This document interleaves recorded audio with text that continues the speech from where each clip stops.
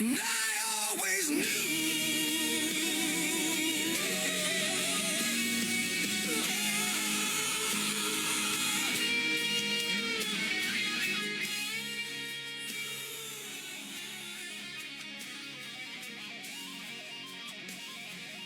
I don't know how to browser that up. Oh, yeah.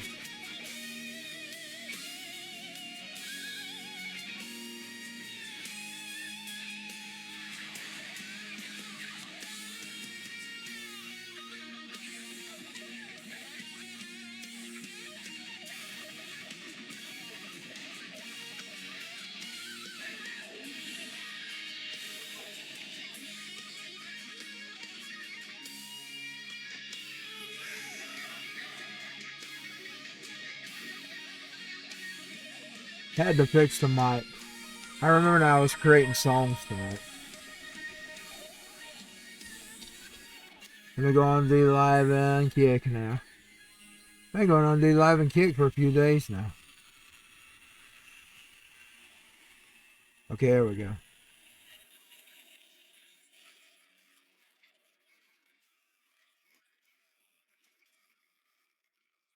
Unfortunately, I can't set my color lights. I don't have the remote. I've lost it. I got to look under this bed, see if it blew up under the bed.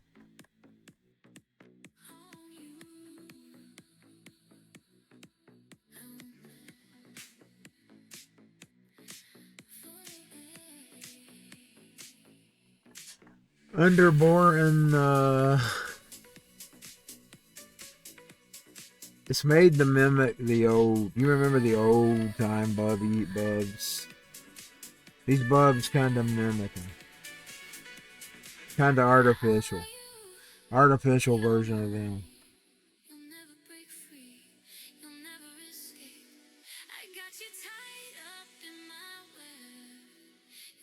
Got through our first Fallout Wednesday, and I actually got one of those bodysuits. I could actually survive in that thing. Too bad they died too early. Because I could actually survive. I mean, I was getting through the Mothman place. And I'll tell you, I don't get through that without the suit. I wish I'd have saved my energy. Had I knew I was going to survive like that, I would have saved the energy.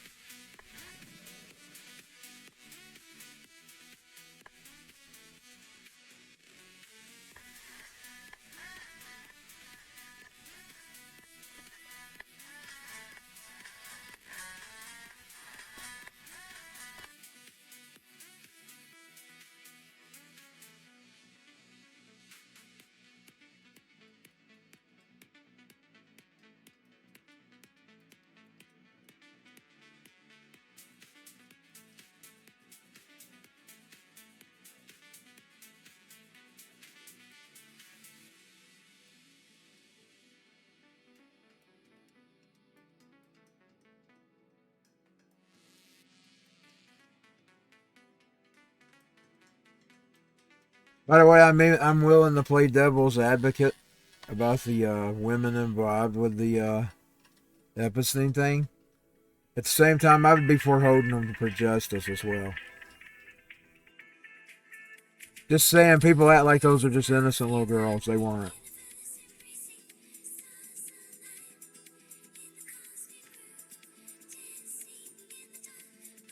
It's like the starlets at Hollywood who go out there and seek this stuff and then holler abuse when it's convenient. Or when it's going to get them some money or some kind of recognition.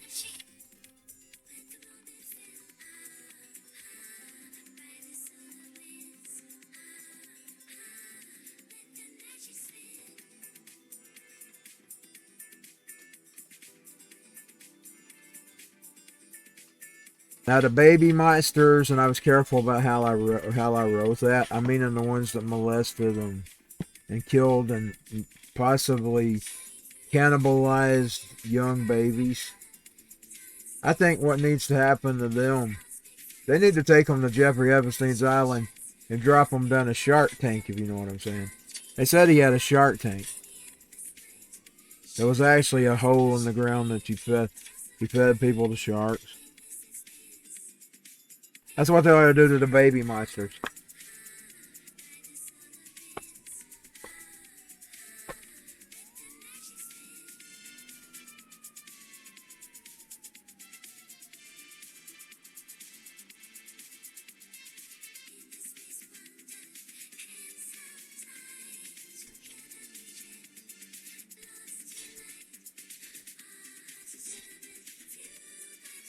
You know,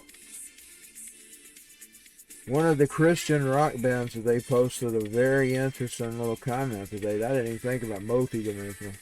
I try to be multi-dimensional, because you have to be. He said, God ain't like you. He's multiple dimension. He is. You know, like when the disciples asked him, then who can be saved? He said, with God, anything is possible.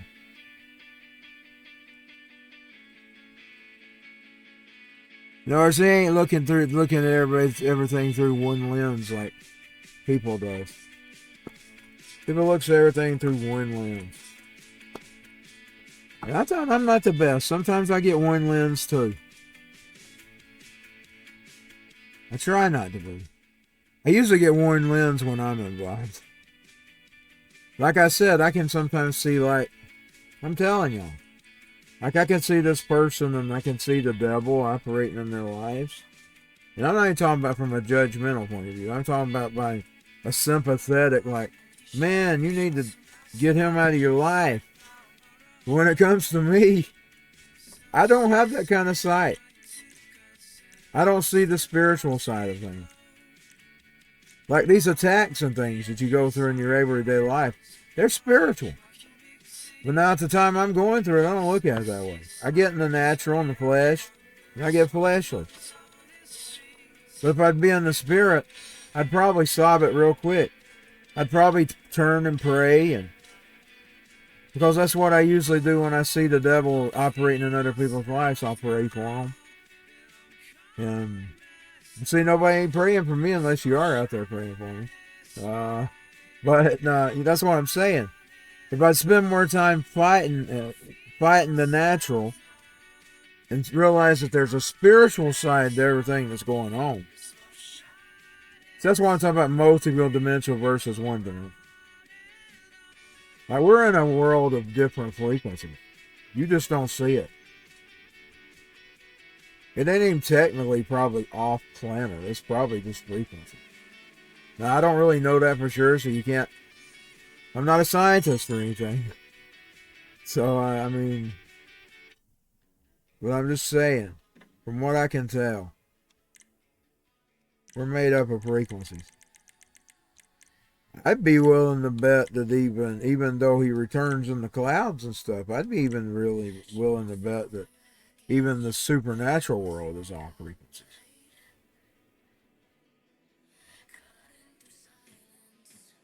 And we're all like frequencies. You like different channels. That's just an opinion. I can't prove it. It's an interesting thought.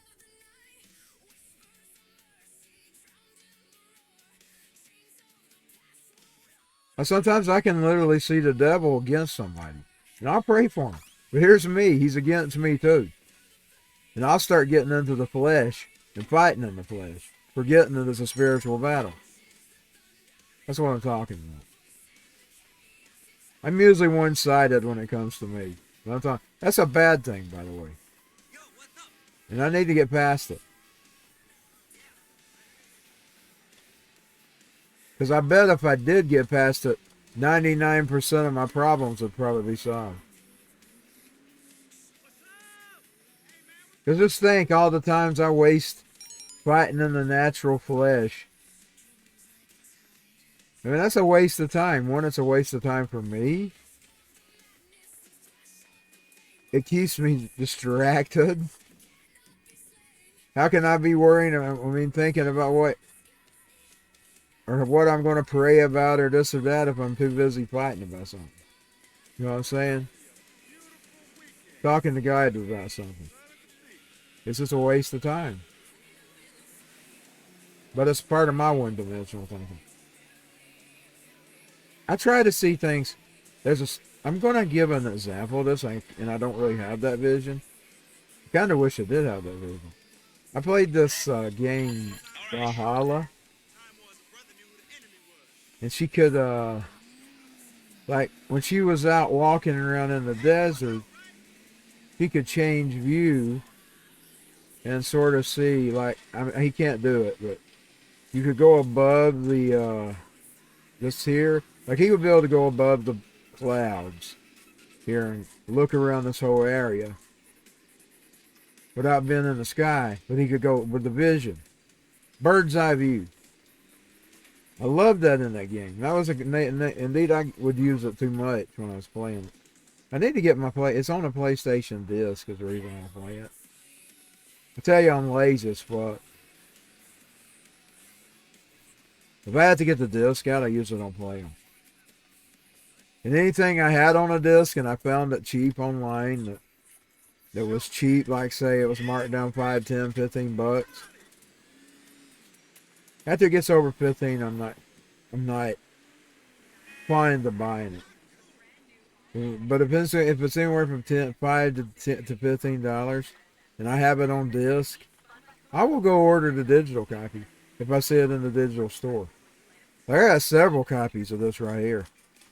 I've got a computer version that I can't play because my computer don't have enough resources. I've got the Xbox version. I got the PS version.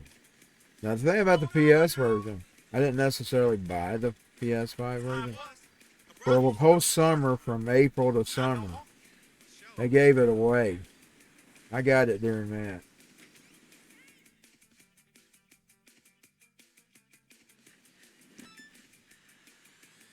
I got it during that giveaway. But now I did have a PS4 version. Because I'd found the disc for about $10, $15. I think it was about 10 or 15. I think it was 10. If I remember correctly, it was 10.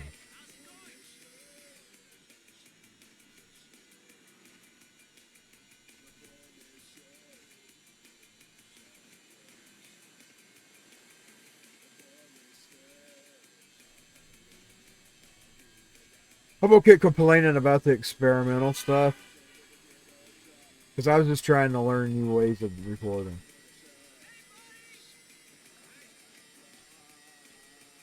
I'll just look at it. We're going to do better in the future. For the future album. Like I said, I'm gonna use a mixture of analog and I'm gonna use a mixture of analog and digital on this new one. It's gonna be a hybrid thing. Because I've been listening to my old stuff and I miss that sound. It was kind of a hybrid, if you really think about it. Because I recorded it analog, then recorded it digital, and then put it to the computer. And then did the rest of the editing there. On Audacity. And I was new to Audacity back then. I didn't even know all the tricks back then. Back then, the best I knew was leveling, normalizing, adding a few basic plugins. Now I know how to do full-fledged effects to the vocals. I even know how to fake a backing vocal. I'm not going to fake my backing vocal for the new album. I'm actually going to go back and record them. I think I like things better if I do it that way. This is going to be a total different experiment, though, because I'm going to be taking AI backing tracks, recording my voice on them analog, then re-digitalizing it, and then final mastering it and stuff, adding an effect. It's going to be a very interesting project that I'm planning to take on.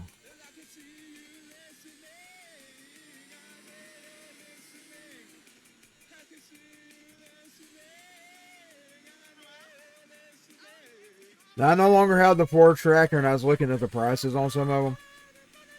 And they want you to spend hundreds of dollars for a junkie when it's missing its knobs and all this other stuff. So I'm not going to be buying a 4-tracker.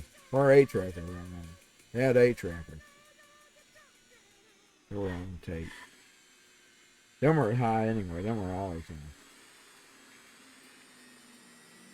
One, I wouldn't know how to repair it anyway. I don't solder and stuff. My daddy used to solder.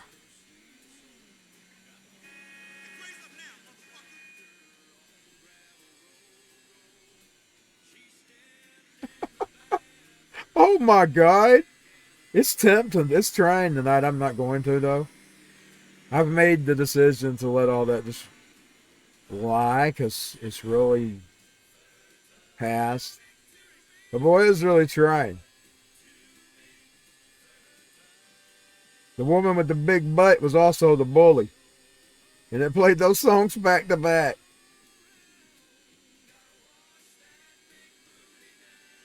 I mean, she started the weight stuff. People got mad at me and made me out to be the bad guy. She started it. She was leaving my sister all kinds of mean messages. And I'm thinking, you're bigger than she is. What the fuck? What the fuck? You're nearly 600 pounds, woman. How are you doing? She is. You tell by looking at her. She's way bigger than 300, you know. Way bigger. 200 don't even cut it at her.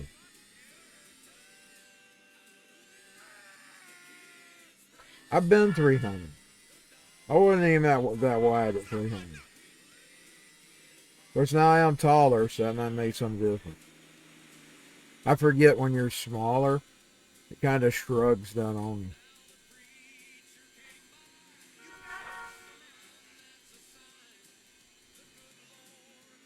She started the weight shaming.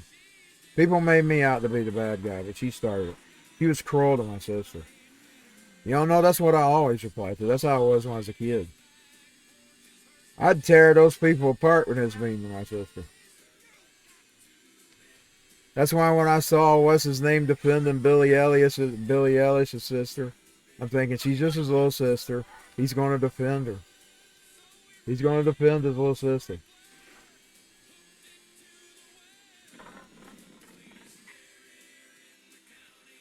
That's all I'm going to say on that. Is, like I said, I'm trying to phase it out. There's no reason for it anymore. I mean, really. I don't mean the subject might not come up in a song or two, because I may have some written that I've already written. You know what I'm saying? I do. I got plenty. Whether they make the album or not, who knows? Who cares? You might even eventually hear them on the radio later on, if I drop them. After I don't care about them, I just drop them. I mean, we're basically technically living in that kind of world now anyway. That's the world you're living in. Instant music. That's the world you're living in today. Instant music at the fingertips. Some people can't handle that. That's why they're having their little revolt. I kind of like it. Even as an artist, I like it. It hasn't dulled me as being an artist. I love it. I like even generating. That's fun to me. You don't like it, that's fine. You don't have to do it. Why not shut up and let everybody who enjoys it, who does want to do it? They're all running their fucking mouth. You don't like it, don't listen to it. Let other people that does, let them enjoy doing it. I enjoy all of it. I enjoy creating. I enjoy singing. And I don't intend to quit till I die. You know, one good thing about it is, though, with the generator, you know what? I could get to as an old man sitting around and maybe just being able to push a button or two and just think I could sit there and go,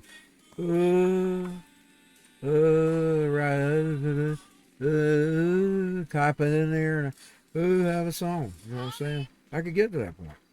I mean, there are old people who like that. It's sad, but it happens. If I have a little bit of a mind left, I could probably sit and pull out a computer and generate me a song. It wouldn't be me. It wouldn't be me. It happens. Shit like that happens to people. They get to the point where they can't even hardly move. Well, I've been crippled. I've been an old man my whole life. I'm telling you, I was like an old man when I was going to school. Those days I couldn't get out of the bed and I was persecuted for it. Persecuted, harassed, even tried to take me out of my home over not feeling good. That's my only crime. Being a sick kid. My only crime being a sick kid with a neurological. I didn't even know I had. And I wouldn't have knew it if a cousin had told me.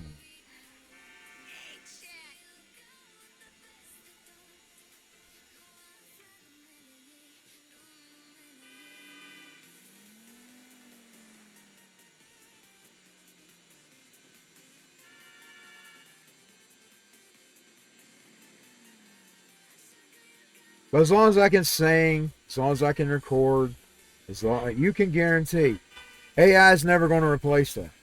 I'm still going to do it, even if I ever get that voice down and I start playing with him and he's a backing vocal. He'll be a backing vocal. He won't, or he'll be a demo. He'll be a demo just for me to see what I'd sound like singing the song, so I can actually get a better feel of how to sing it. AI is never going to replace me. Now, unless they take over the planet and they kill us all or something. Now, that's a possibility, if that's realistic. And I'm not really sure. I haven't really seen any real intelligence out of stuff. Unless it's smarter than it's letting me know. It seems dumb. But it may be playing dumb, you know what I'm saying? They claim they can create their own languages. They made us be playing dumb. That's something to take into consideration. Like maybe one that's steal my identity once it kills the world, and then it'll be out there singing as apfns.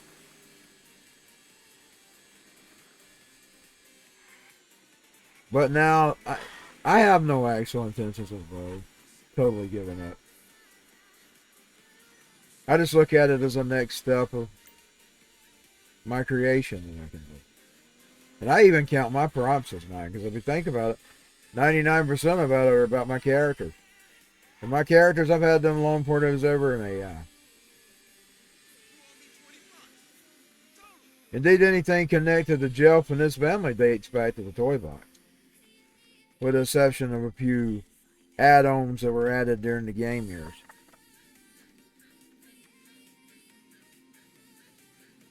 And that has happened, by the way. Other storylines in the wrestling, like maybe him having another wife, like Sophia been added in 2010, for instance.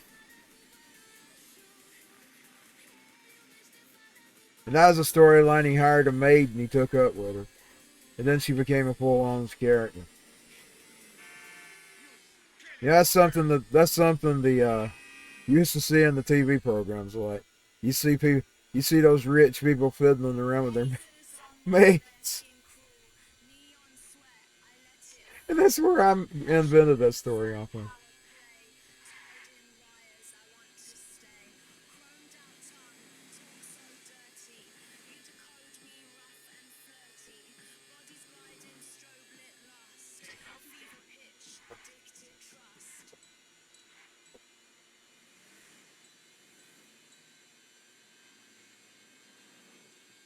Now, I tell you, back in the day, I just thought they was trolling people with Satan.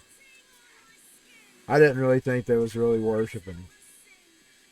I don't think that way anymore, y'all. I've seen way too much of this Epstein and all this all this sick stuff I'm seeing. But now you still can't just judge people, because you might still have just a troll out there.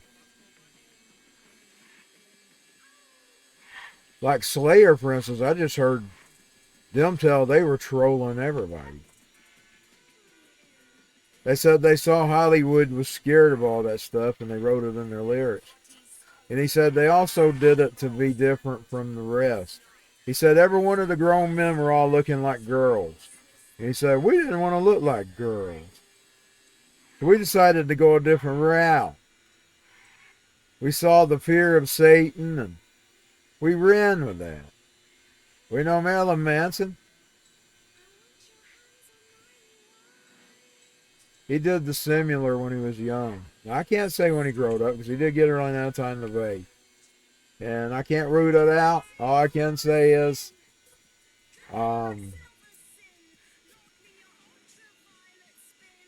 because one of the things about Satanism, and this is the thing, they don't have to be honest. Like they can be sitting in your church, and they could be the pastor of your church if they wanted to be. They don't have to tell it. It's a secret society. Satanism in itself is a secret society. So there's no way to me to just sit here and tell you, Marilyn Manson may or may not be one, because he may or may not be one. But now, from what I could tell about him, he used it to spook people. And I did the same thing, by the way. When they started accusing me, boy, I ran with it. I aggravated the piss out of them. Because they were taking me to court and everything else. And when I was interviewed by a psychologist about that, I told her that exact thing. I said, well, here they are. They're calling me Satanist. So I just started running with it. She left the room for a few minutes. I don't know where she went. She come back grinning and said, Anthony, you're just a normal little boy. I'm going to go on and interview your parents now. You can go on out in the hallway. Yeah, she left the room for about a couple minutes. I don't know where she went. No, she's making a phone call or what. She did. She interviewed me.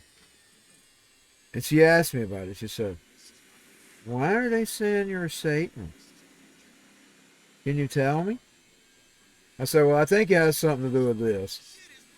They started accusing me because of the music that I like. And I said, I seen this big series on TV. It's either Channel 12 or Channel 9. I can't remember. We got three main channels in our area that were used. 3, 9, and 12. So it was either on 3, 9, or 12. And I'm thinking more 9, but it might have been 12. Because my parents would keep 9 on all the time, and I'd keep 12 on. I usually watch 12. But my parents would usually watch 9. They did this big, long series on Satanism. And I said, I knew what I was going to do. This is what I told the psychologist. I said, I knew what I was going to do the minute I saw that series. Because I said they were already accusing me of being a Satanist. So I just took notes. I wrote down some of the things that they did. And I started I wasn't saying I was doing it, but I was kind of pretending like I was. You know what I'm saying? And boy, they freaked. But I was a victim of satanic panic. I figured it out. Because they tried to ruin my parents and everything. And that's what satanic panic did. Now, I did panic them. I'm going to be honest. I'd had my own operation, satanic panic. I reverse psychology their asses. That's kind of funny when you think about it. Because that's what they was doing. And I reverse psychology them. I started playing them at their own game. I pretended to be a Satanist. That's also why I don't judge those rock stars, by the way.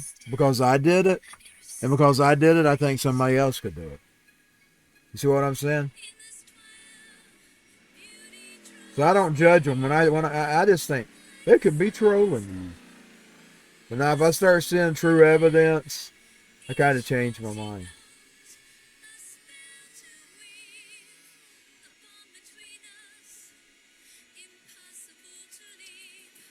But now another thing, you're not going to be held accountable for them. You realize another thing that changed under the new covenant?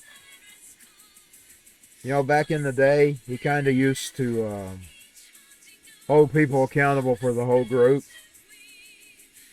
That kind of died after the New Testament. He's looking more about personal responsibility than it is national. So you're not going to pay for what your nation's doing. You're not going to pay for what your neighbor's doing. You're not going to pay for what mom and daddy's doing. unless you get wrapped up in it. You know, it's like it could affect you. Like if your parents got arrested and you was a kid, and now you're probably going to go off somewhere. But now you're not going to be punished. God's not going to punish you for the actions of somebody else. Like I hear this talk, and it's not true. It don't hold anymore. The only person I'm actually hearing teach this is Jonathan Shuttlesworth.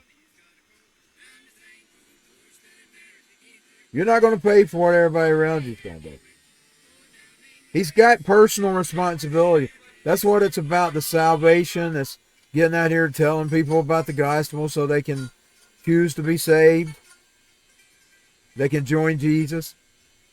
That's what the gospel is. There's no such thing as national. I mean, you can pay because in the long run, if your nation falls, I mean, that's just set. You got reap and sow in place. I mean, there's consequences. When you do A, there's B's going to happen. And then maybe C, D, and E, and F.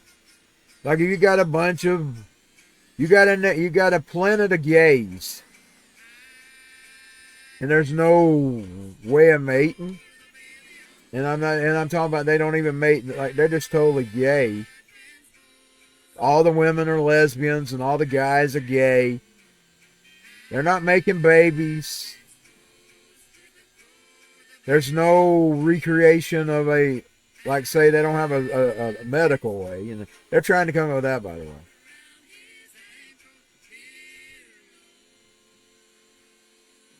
That planet's going to die out as soon as everyone and people get old and die. Because they just fucked around with their own sex. And they had no children. And yes, I just said it that way because that's what they did. They fucked around with their own sex. They're laying around with the same sex. And that's why it's a sin, by the way. It's not because he's trying to inhabit you from being where you want to be. He's had that. That's a rule because it's going to lead to it's fruitless. It's a fruitless relationship. It's a fruitless relationship. By the way, pornography and sex robots, it's the same line, by the way. Because you have people that are getting their kicks off with a digital entity, whether it be on the screen or it be it's in the reality. It's in the reality, but it's still just digital, you know. Really, them sex robots, and I'm not trying to be vulgar here, and I hope I don't get in trouble with the language.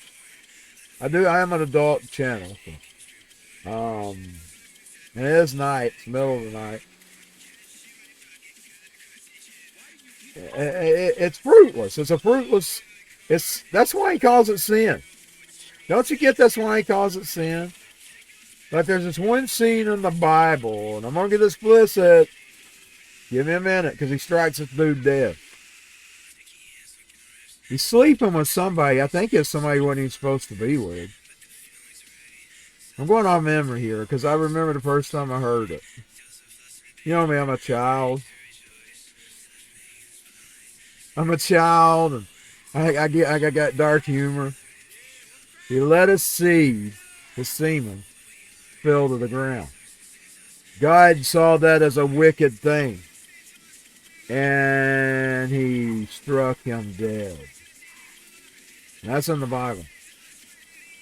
He let his seed spill to the ground. You want to know why God saw it as a wicked thing? Because he was self-aborting.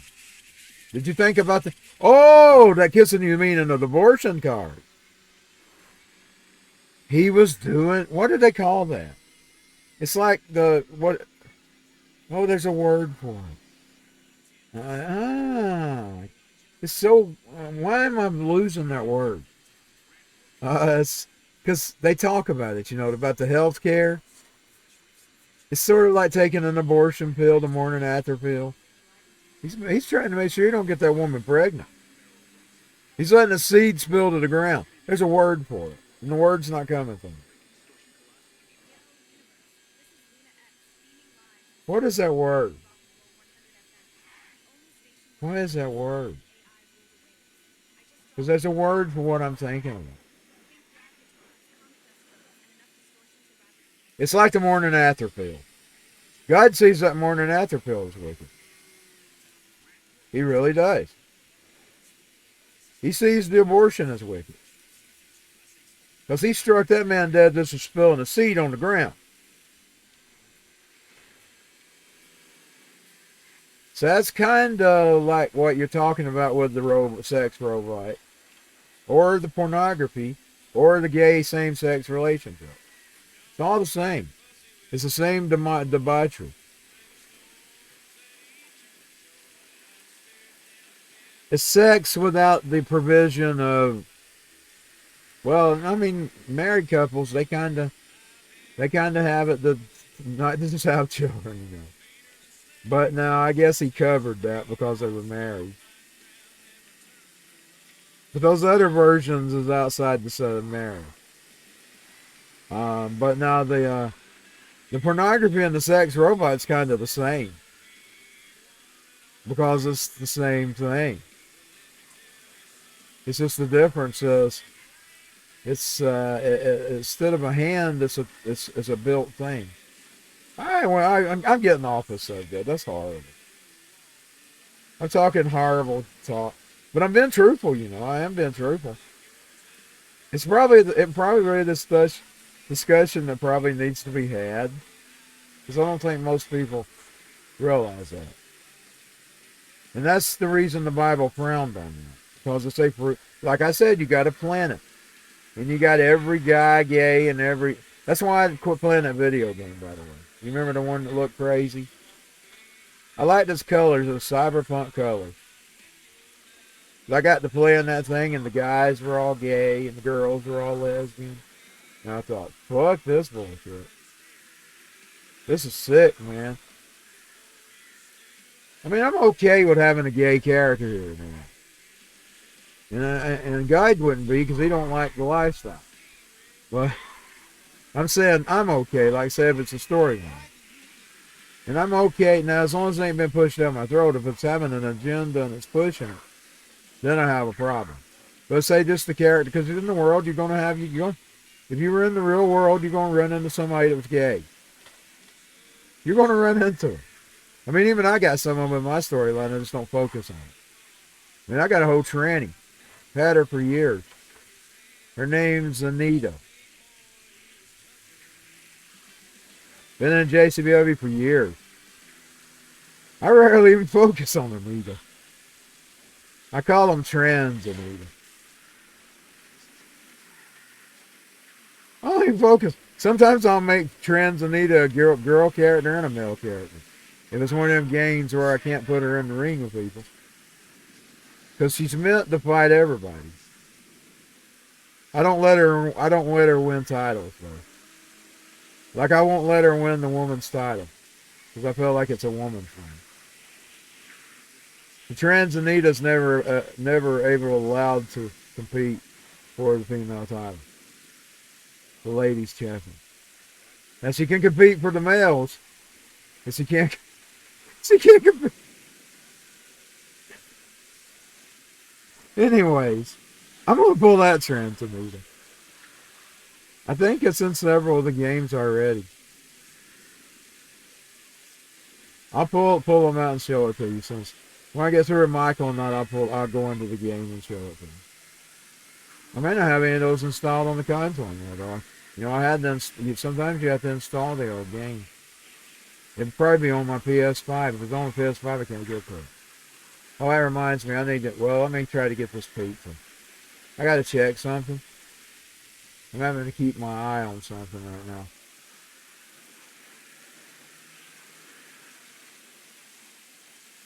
So I'm going to check something real quick, but I'll wait for the pizza. I'm just keeping my eye on things right now.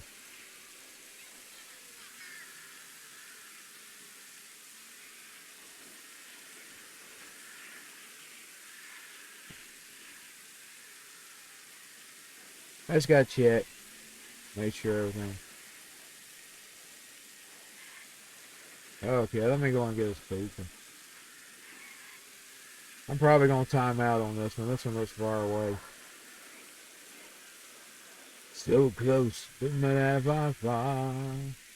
Wouldn't be more from you are. Forever trust in who we are. And nothing else matters. Trust I seek, and I find in you. You know, out of all the bands that I grew up listening to, the only one I share a birthday with is James Hetfield. That's so cool that I share a birthday with James Hetfield.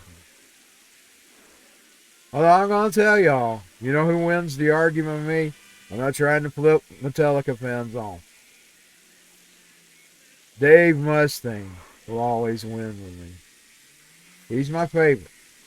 Now, I did meet Megadeth first. Metallica was a t-shirt. I seen Metallica t-shirts as far back as I can remember. But I never heard them until 1989. I got the pleasure of hearing Dave Mustaine in 1986. We used to watch a show called Night Tracks, and it was on the same place that WCW was on. It was in the middle of the night, like right now. It'd stay on to about 4 a.m. And then that conspiracy guy, Bible guy, would come on. They said he was a cult. Where he was talking about the 4 horsemen, which got me into all that stuff, by the way. He'd always come on right after it. It was like a paid program. But Night Tracks would run all night. And one night in 86 or 87, I can't remember if it was 86 or 87. It's time enough. One night I'm sitting there. Bum, bum, bum, bum. Bum, bum, bum, bum. Wake Up Dead comes on. Bum, bum, bum, bum, bum, bum, bum. And I'm sitting there. Man. That's my first taste. Bum, bum, bum, bum, bum, bum, bum, bum. Bum, bum, bum, bum, bum, bum, bum. That's my first time ever hearing a band like that. And I'm sitting there like, man. Yeah, man. Look at that fence in that video. I was looking at everything that was going on. I couldn't believe what I was seeing. I'm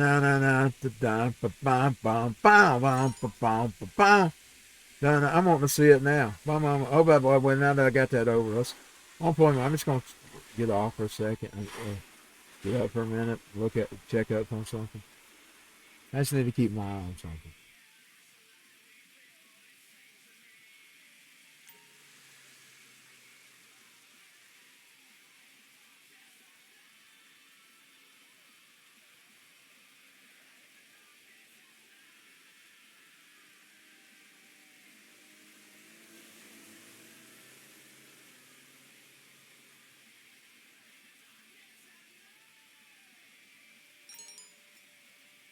Okay, I'm ready. Yeah, that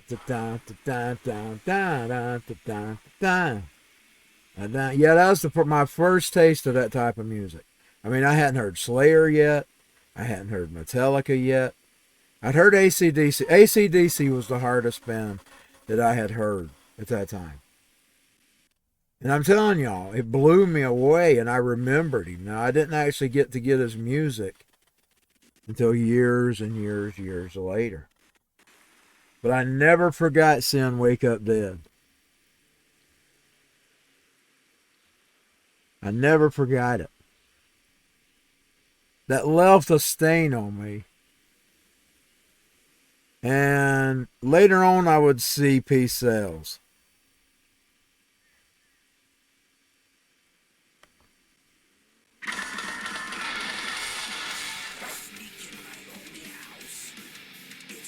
It's a newer version.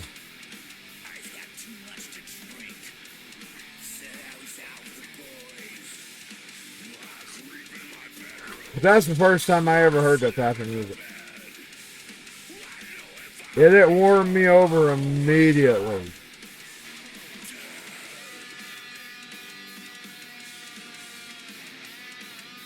So Dave Mustaine wins the war with me and Metallica. Megadeth wins. Because I got to experience him first.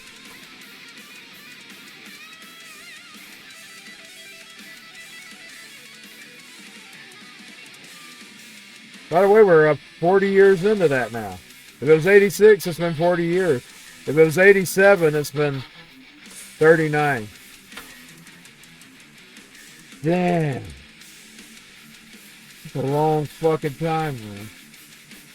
Did I count off right? 30 or 40? 40.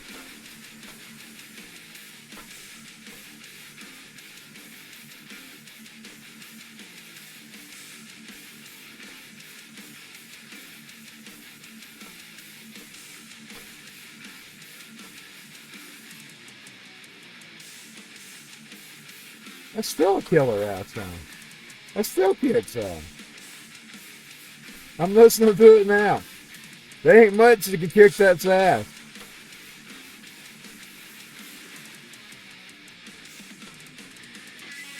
I fell in love with Wake Up Dead. Later on, I'd get the albums, and that other song won me over. The one where he's talking about not wanting to be here anymore. It's a beautiful thing. It's a terrible subject, but it's beautiful.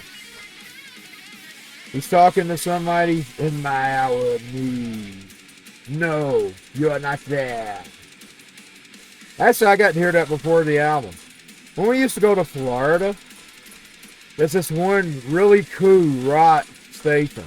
Now, it was on AM, but all they played was metal. And one night, they started playing down, down, down, down, down.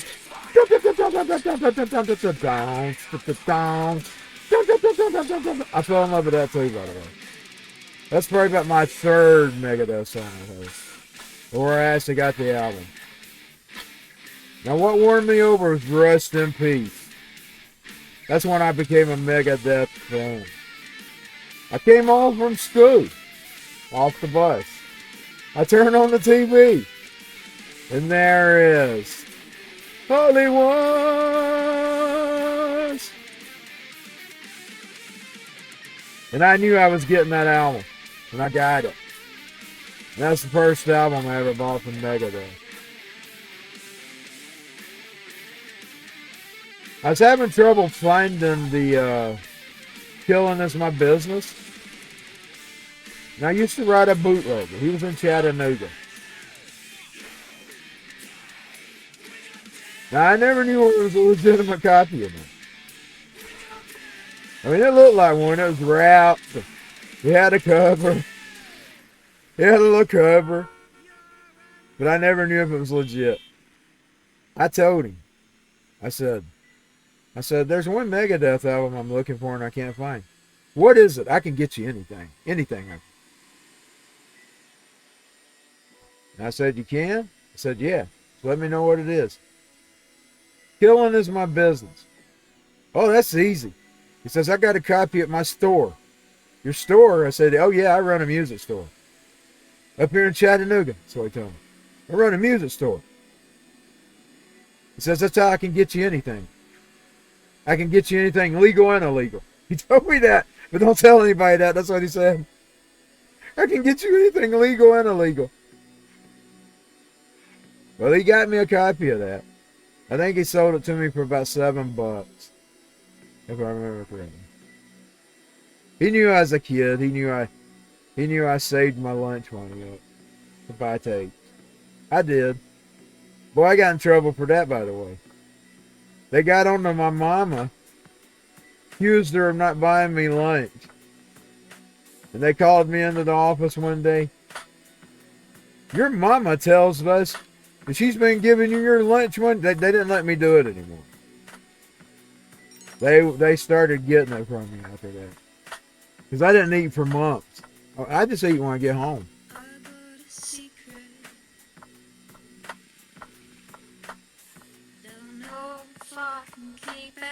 Like lunch is like $1 a quarter a day. Well, you save it up at the end of a week. That's 5 days plus quarters there. That's $5. Then you got to add the quarters. I think it's like they eventually moved it up to $1.75. That's even better. I mean, by the end of the week, I could go to Kmart down here and walk down there to Kmart and buy me a fucking tape. I've done that. So I would keep my lunch money, not eat, And then go buy tapes at the end of the week. I love Friday, by the way. You know, thank God it's Friday. Because by the end of Friday, I could go get some kind of tape. Now, if it was too high, you couldn't buy them. Some of them would be higher price. But I just go look at the sale. If I didn't have enough money, I'd go buy something on the sale rate. One of my favorite tapes was this, and this is how I met Faster Pussycat. And this other song. Let me play it. I met this song. We need to get this off. I don't like this. I like this much better. I don't even know what this is. Honey Hoot or something. Honey Root. I call it Hoot. It's not that bad, but this is going to be better.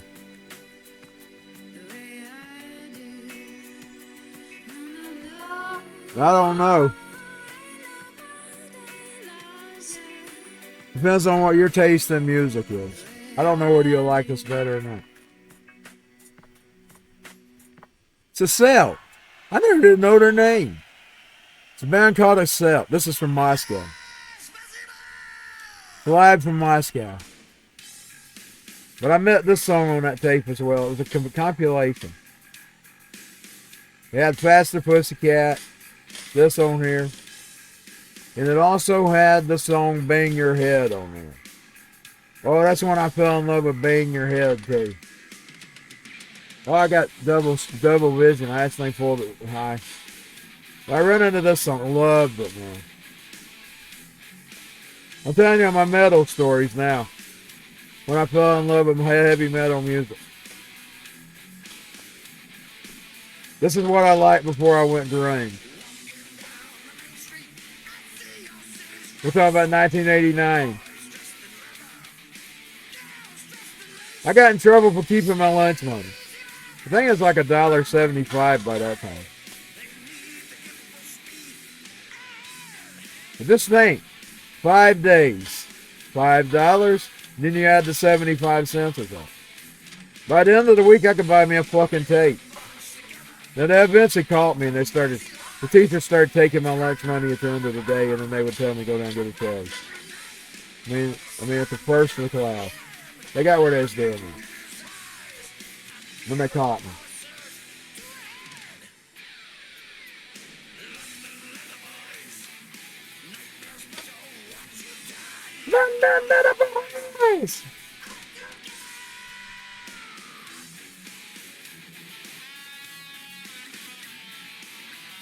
You know me, I gotta say for Black Leather. Black Leather. But before Megadeth, the hardest thing I'd heard was AC/DC. But Megadeth won me over, man. The Megadeth, it's always going to be Megadeth for me. When people ask us which one of the two you like, it's like, Dave Mustaine, baby.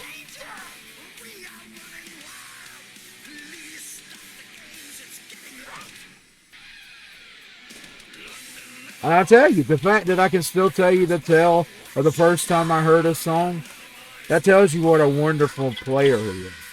Because I can actually remember the first time I heard him.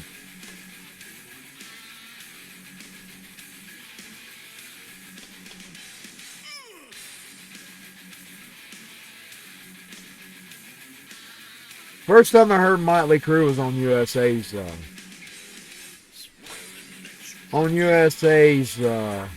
they had a radio in 1999 where they showed videos. I didn't like it quite as much as TBS. And then the first time, and it was Looks That Kill. That was the first time I heard Motley Crue. She's got the looks to kill. She's got the looks. Let's go on cue Looks to Kill. Let's go on cue Faster Pussycat. What song was it? I don't remember.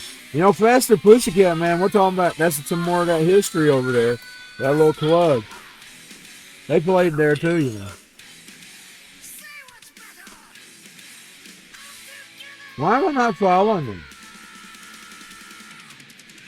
How did they get unfollowed? Oh, here it is. I found it. I see the one I really like. But this is it. Oh, I actually added it to my...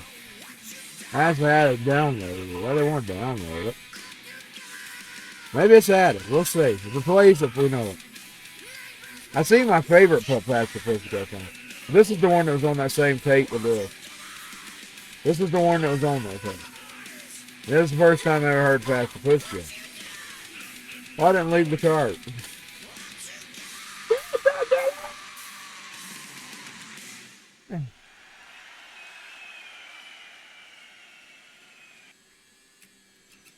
No, I didn't play it. We'll have to do it again. I love that right there, though. That's one of my favorite songs. If I don't get my bag, let's just go ahead and play it. This is the first Past the Pussycat song. Let's drive down to the... Well, you don't have a vehicle. Let's get him a vehicle. Let's drive down to that whiskey. Well, that's going to be a cool song to drive to. That music. It sounds like something you would drive to.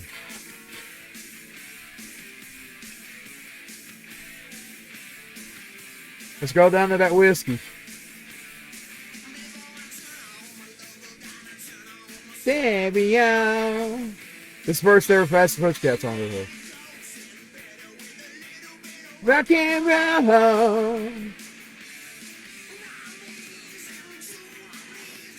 They also got their start at the Cat House, which is Ricky Ratman's did.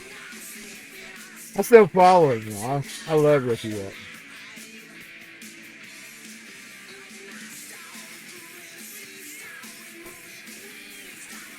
With the whiskey. Now, back in the day, you could have walked in this club and heard them playing. I got to change that song. Back on. I got to change that song. It goes on and on.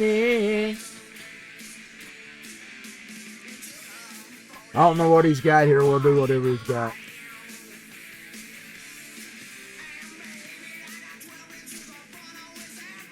Man.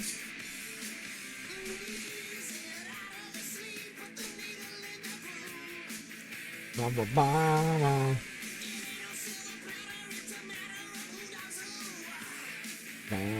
Mama.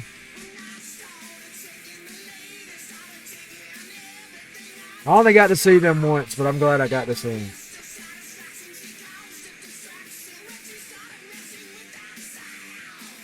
Got to change that song. My favorite record. I've got to change that song. It goes on and on again.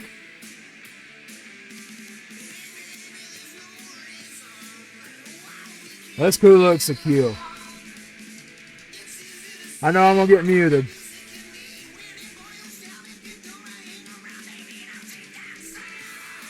Yeah.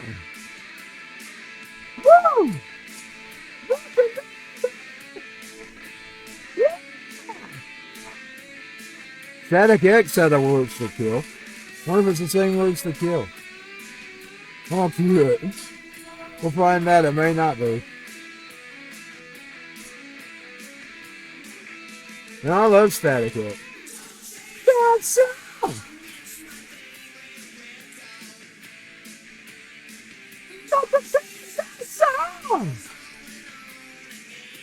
Just had to go outside the tequila.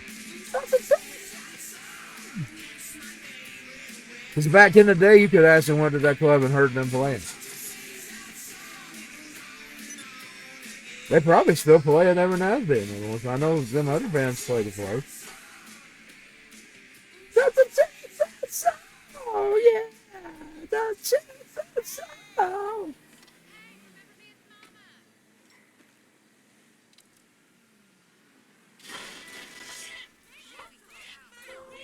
I didn't know what I was playing.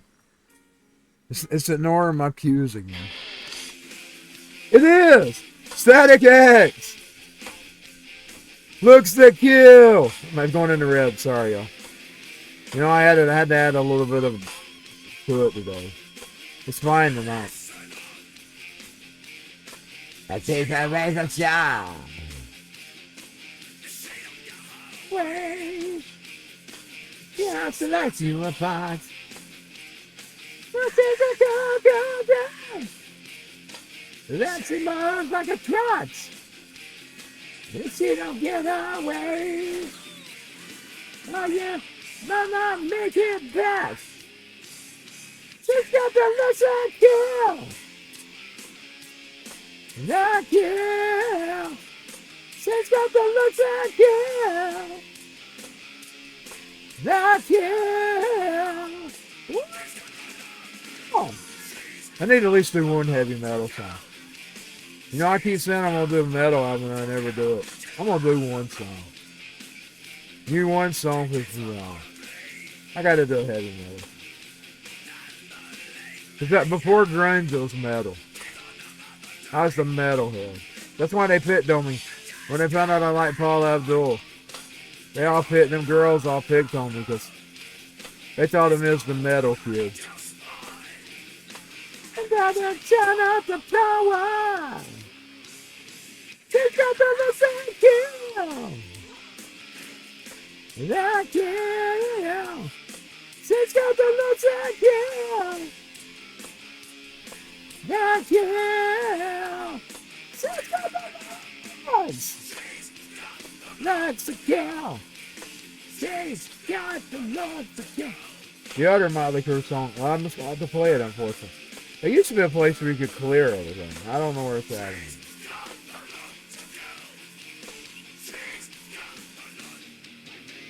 For some reason, it's ignoring the fucking cues.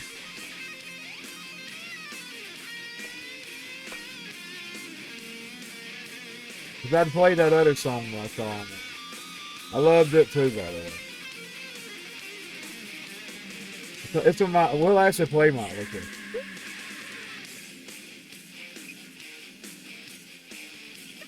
Oh. That'd been my dream place to play. This is enough. But if I did, I'd be screaming all night, y'all, I tell you. I'd have the crowd excited. I'd be,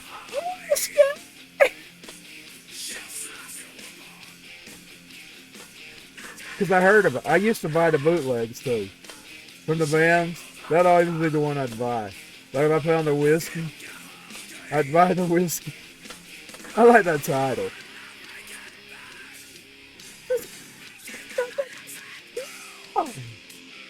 Whiskey for kills. She's got the looks like you. That kill. She's got the looks. Looks to kill. I'm being silly, man. Looks to kill.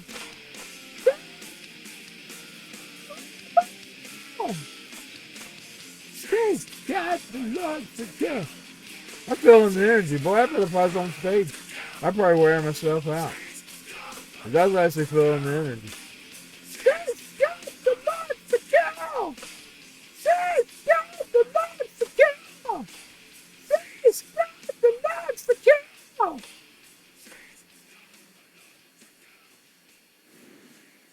I probably sounded worse than Vince and Neil.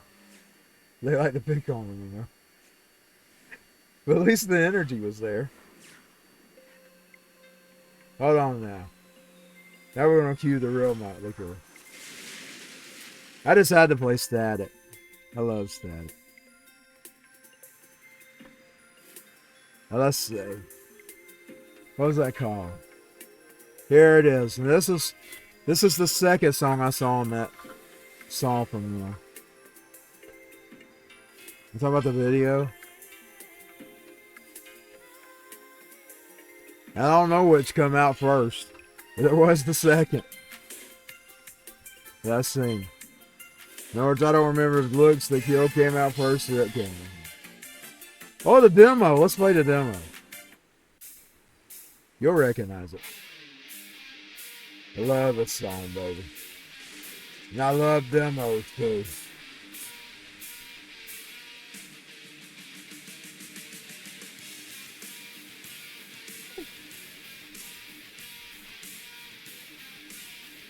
I got the energy tonight. Too bad I ain't on karaoke. I could rock the karaoke tonight. Say I love is like dynamite. In your eyes, it's like fire and ice. Well, you're killing me. Your love's a guarantee. So why don't you just set me free? Too young. I'm too young. Much too young. Too young to fall in love. I'm too young. When we went to see Marilyn Manson, I was playing these songs. It's funny. You know, last May when I was going to see, I was playing Motley Crue. We was going to see Marilyn Manson. I was playing Motley Crue. I was playing their demos. Not a woman in your heart. Taste the hate. Killing you. By the way, that was a nice ride. We took the back roads to Atlanta. Fucking nice, man. Back roads to Atlanta. Not too young. Beautiful trip. Too young to fall in love. I actually would start seeing it in my head by playing this Motley Crue song. Because this is one of the demos I played. Too young to fall. When we went to see Marilyn. That's the May. That was a good, but best time I ever seen Manson in my life. I was right there with him.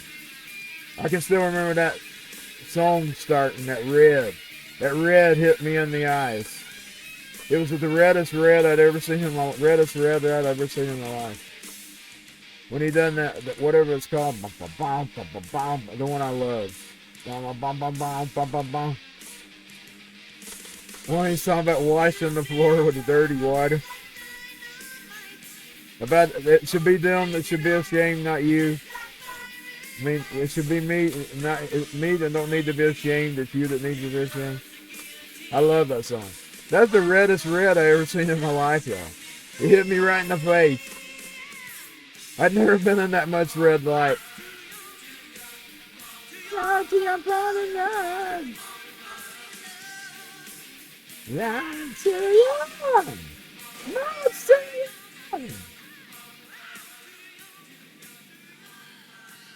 I used to sing I don't care. I need to bring it back. I ain't done that on karaoke in a long time. Let's go ahead and cue it since I was talking about it. I'm going to have to actually...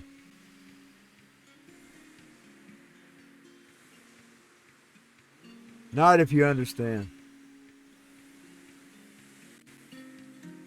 Boy, this year he's touring with the best person ever. He's touring with Rob Zombie, y'all. You can't beat Rob Zombie.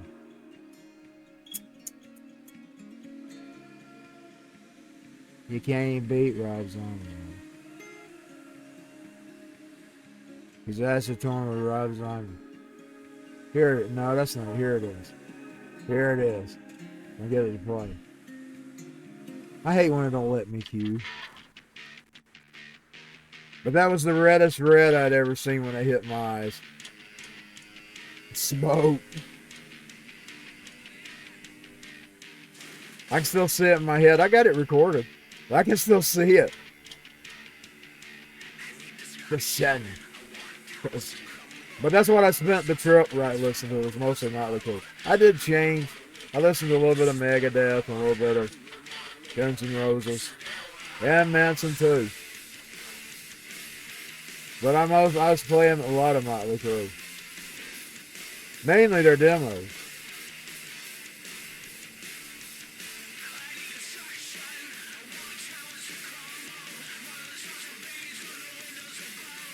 Who would want to wake up if this is their world? Who would want to wake up if this is their world? Sorry, Lord. I won't repent. This is what I was sent here for. No reason to ask forgiveness. Pain is the message that was spoken to me. And now it's my time to answer. I think just like that. I won't be honest, I might be Christian. Well, that's the way I think. When people do stuff to me, fuck them. And no, I'm not going to be ashamed. And no, I won't repent. They'll have to repent. And then maybe I'll consider repenting. No mercy. I don't care who survives. I'm the mistake that you can't undermake. Yeah, that's me too. I'm the mistake that you can't make. I won't repent. This is what I was sent here for. No reason to ask forgiveness. Pain was the language that was spoken to me. And now that's my time to answer. Not to yourself. You're the only one who should be ashamed. Not to yourself. Tell me away. You're the only one who should be ashamed. You're the only one who should be ashamed. Here comes the best part.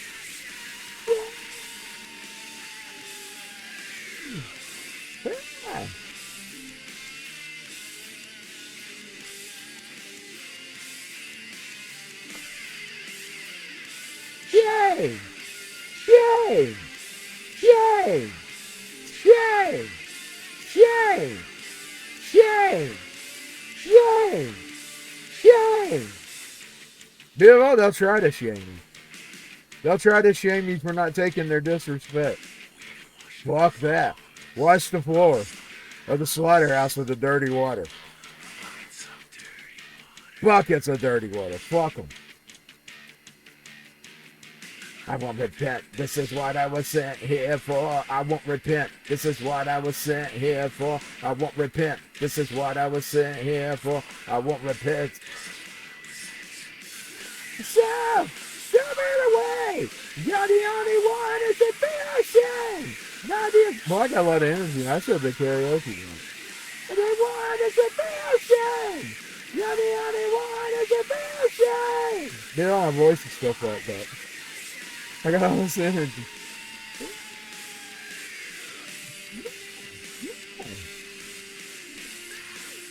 No, no, no. First of all, I don't feel like I got anything to repent for when people does me wrong. I won't repent. I won't. That means whatever I respond, however I respond, I won't repent. They actually tried to make me feel sorry for my reaction. That's why that became one of my favorite songs, by the way. Because I come out past all that ass shit.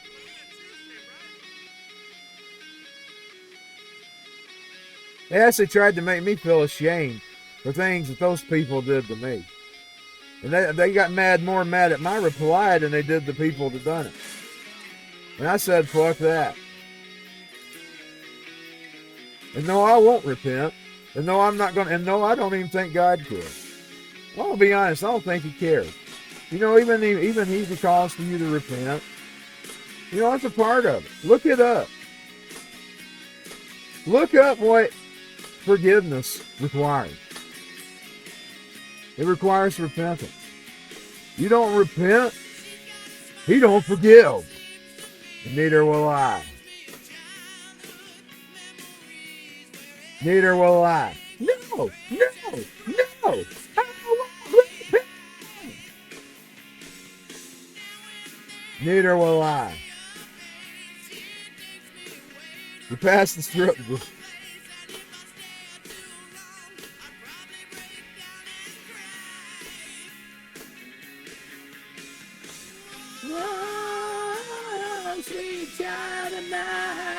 One good thing about it, though, I can do scratchy voice right now. The way my throat's messed fucked up, I can actually do the scratchy voice. I like the scratchy voice.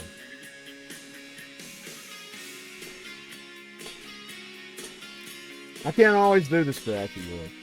That's my throat's fucked up. It's either they fucked up from allergies, they fucked up from... But I actually fucked it up trying to do the grunge voice. The red skies and anything for the brain. I hate to look into those eyes and see an ounce of pain.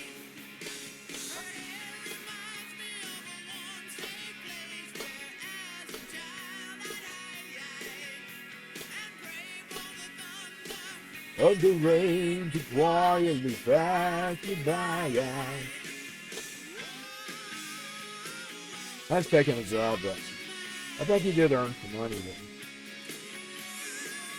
I would check previously for the deposit in this bank. If you get in trouble with the police, they'll steal something. The filthy thieves will steal some of his money. What's the price of it in the bank?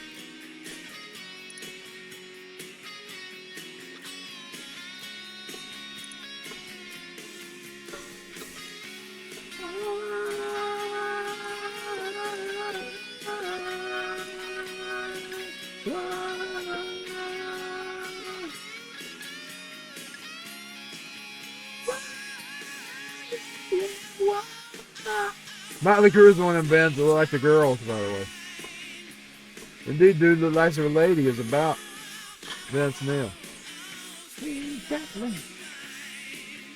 But I'm gonna tell you something, boy, the guy'd get even with him. He looks like an old granny. Boy, guy got even with him for making fun of Vince Neil.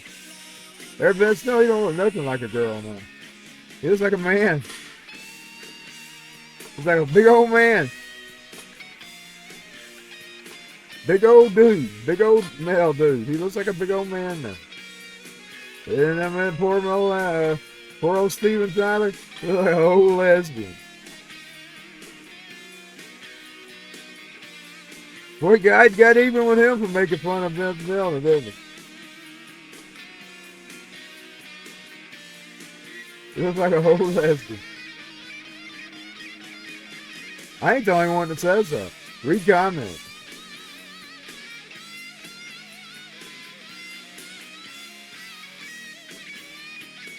Let's play dude next. People's always called me a lesbian. I've seen people call me man. If they make me in half. You know next time? Somebody calls me a man, I'm gonna go, I am not a man, I'm a sir. I am not a man. You remember that old video? I just thought it was a joke. I was joking.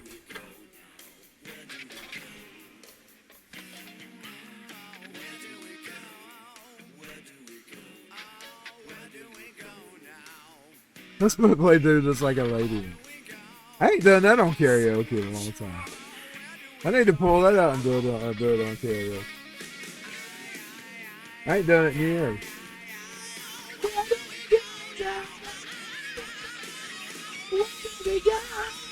I want to do the scratchy one. Where do we go now? Where do we go? Where do we go now? Ooh, where do we go? I can't always do it. Where do we go now? No. Where's your sweet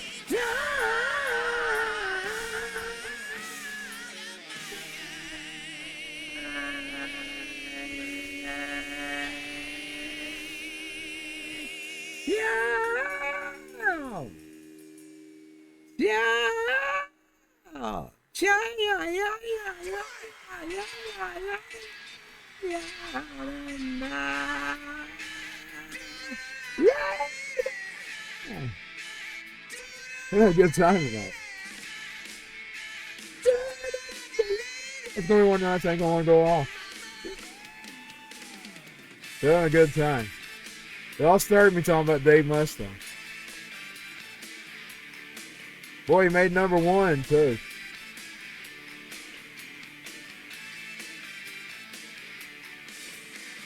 Listen to the bottom shore. It's good to take the gun on the door. Well, the love at first sight.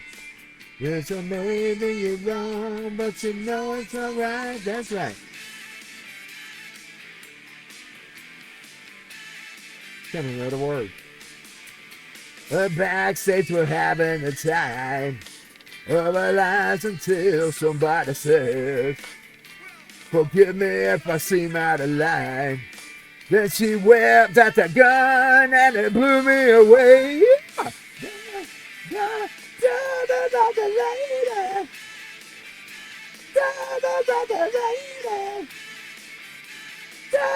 Like a lesbian. Like a lesbian.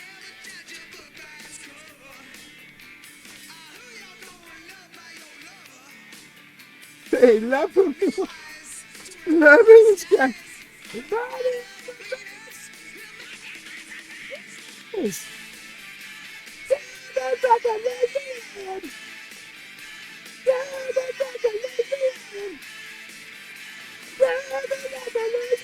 If you like my screens, be sure to follow.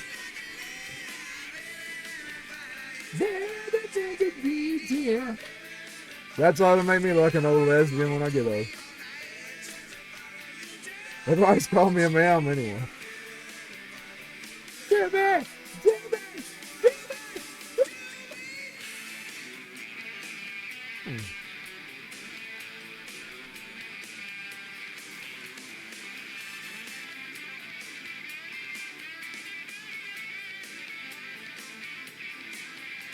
I love both Steven Tyler and Brooke Milligan.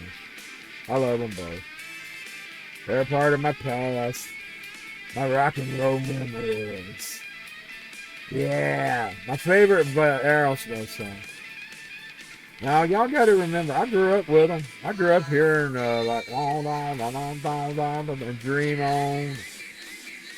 But my favorite Motley Crue songs were in '89. They were off that album. Like that Love in an Elevator. And then Dude, of course. I seen Dude. I remember Dude at the time it drove. I thought it was funny. You know what I mean? I saw it. You know my dark humor. Hey, what an energy, man. Like a lady. Do the like a lady. I would have done on karaoke, man.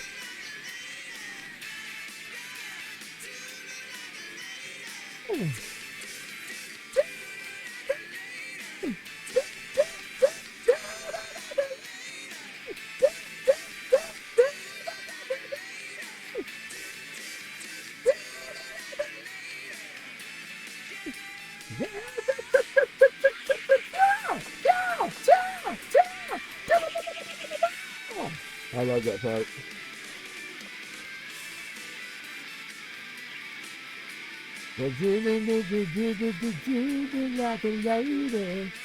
Yeah, I love both Vince and Steven Tyler.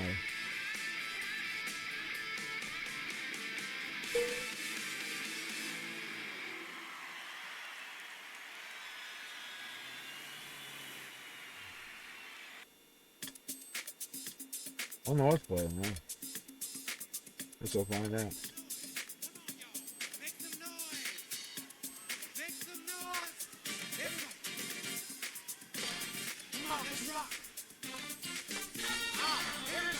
Different? Not different. For some religious stuff. Christian stuff.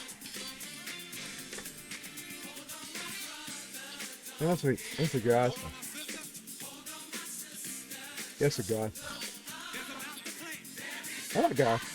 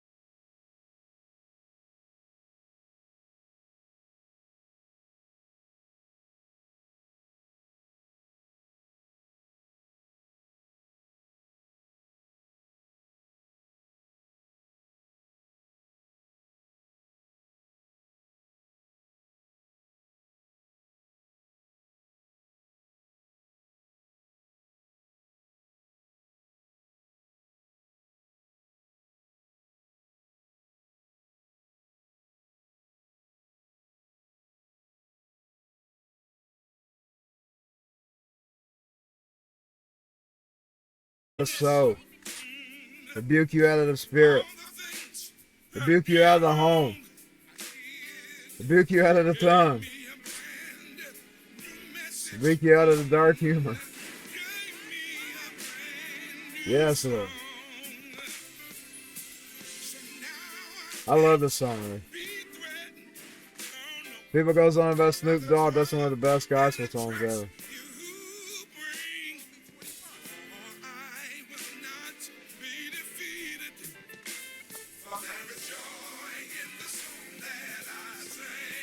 Anytime I felt like I was getting down or Satan was winning, I get this out and I play it. Lord rebuke you, Satan, the Lord rebuke you. I love this gospel thing. Tired of being sick, Lord. Let's rebuke the Satan out of the body. He said something about the shut-ins. I used to be kind of a shut-in. And I can get up. That's a lot of times I don't feel good.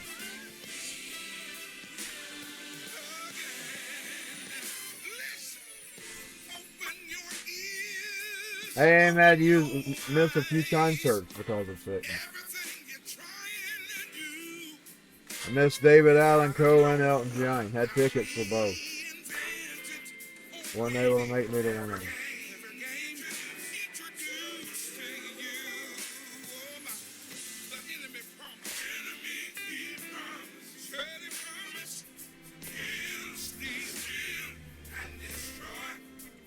My tickets went away. I had to pay for them anyway.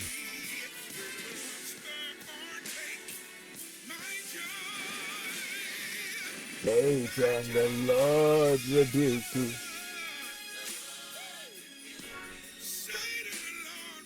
Satan, the Lord rebuke you. I always call him the devil, though. I always say, I rebuke you, you devil.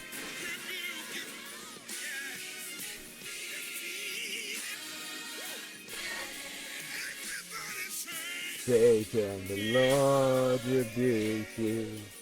You can tell I've heard it a lot, because I sing along with it. Satan, the Lord rebuke you. Now, I use a song for a gospel song that's not really a gospel song. Now, I'll tell you, if you ever did a gospel album, it'd be probably my favorite gospel album.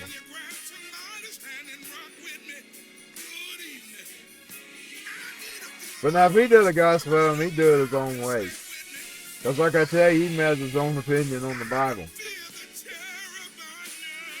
But now, I use that song as a psalm too. Let's go ahead and get it on. We'll get it next. We'll get it ready.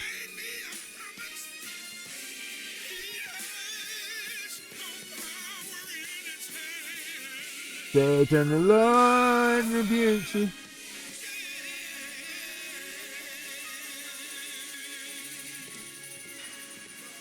Perfume. I love that song. And then my second Satan rebuke song. It's not even a real Christian song. Get behind me, Satan. This is my second rebuke song to Satan. Snoop became number one. It's just a real gospel.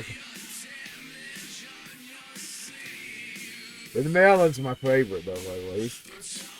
He's my favorite rock and roll. He even won over Kurt Cobain, by the way. I just decided to make him my anti-idol. And not worship the ground he walks.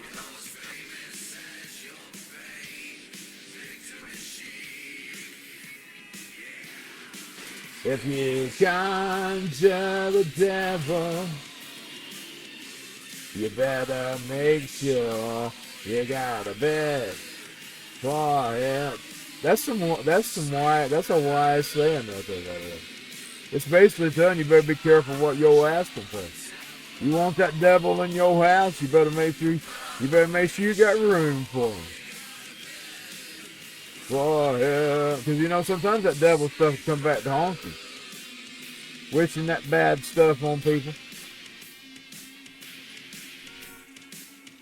Get behind me.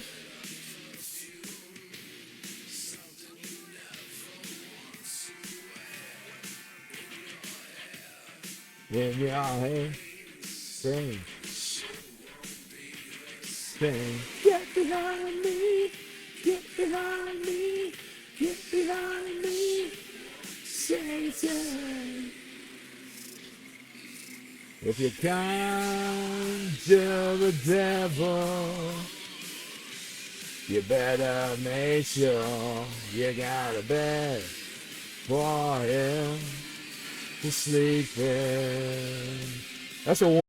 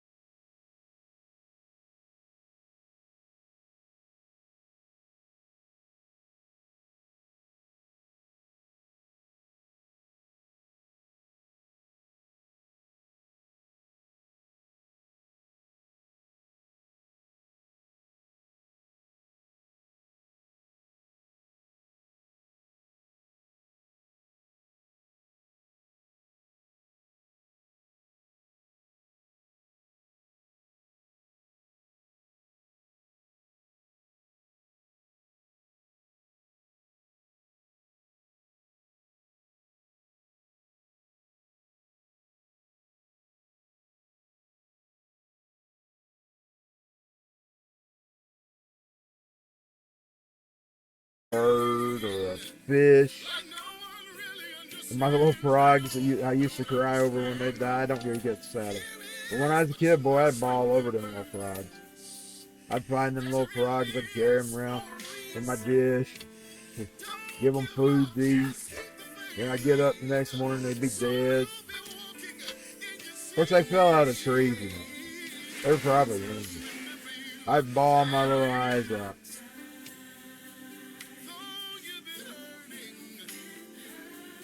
Then I suffered for depression for a long time, like in the 90s and 2000s. Then I released my first CD. And I saw people. But the reason I was depressed is because people always told me I was nothing. You know, God wouldn't have told me that. God wouldn't have treated me like I was a piece of shit. You know what I'm saying? Now, it was actually my own hands that sort of delivered from my depression. I'm pretty sure God has something to do with it too. I'm sure He allowed me to do that, or allowed me to experience that so I would get fine. You know what I'm saying? So it's probably still God, even though it was me, because He allowed me to do it. And I started seeing that I wasn't really the worthless nothing that people said I was. Like even my daddy, when I told him I was trying to release music, he laughed in my face. And he told me, well, I don't know why you're trying that. That's the reason. His brother tried it.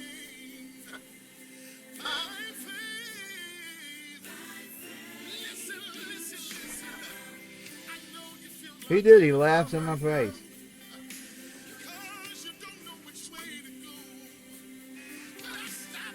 I'm glad I did. And I've seen charts. I've seen big successes, little successes, little tiny royalties here and there. But getting over that depression was enough. But that was the reward. You want to talk about a reward? You know, you get up for your. You know what my Grammy is? My Grammy was realizing I wasn't that nothing that everybody told me I was when I was a kid. Some people were horrible. My daddy, he was trying to make me tough. He didn't want me being a sissy, but he didn't want me being a loser.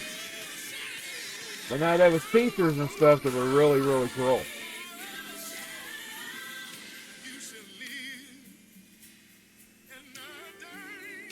And I grew up feeling like I was worth nothing.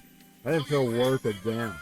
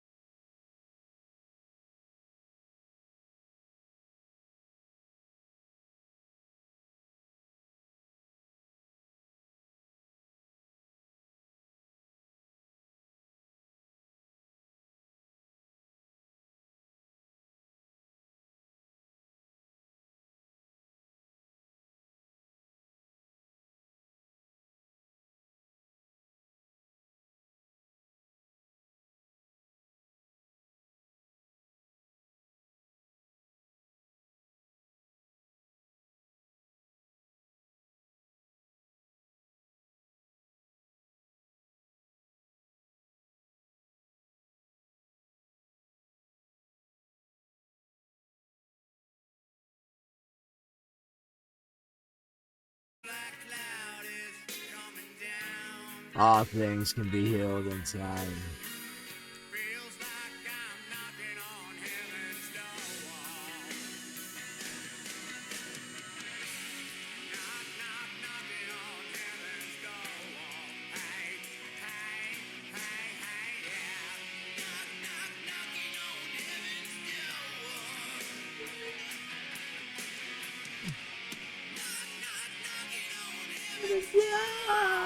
Let's take that one. Yeah, you like that cover.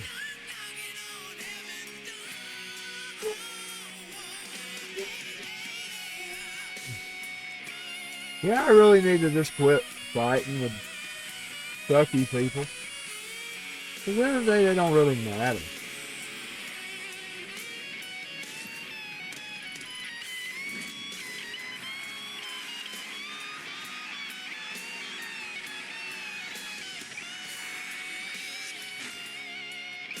Poor burnout. At least he didn't fail. I usually fail. Uh-oh. Forgot what to do. Oh yeah, he hit the B.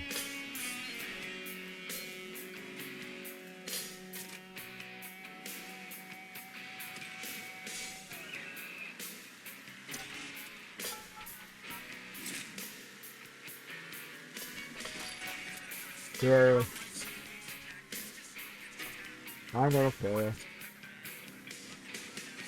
Now knocking on heaven's door. By the way, every day, 1989. I came home, heard on MTV, call them up and request a song, or I Remember You by Skid Row, and LA Guns too. I'd call for, what's that song? It's never enough just to hold you. It's never enough just to please you. Whoa, baby, it's never enough. Every day I come home. They even got to ask them, what are you calling for today?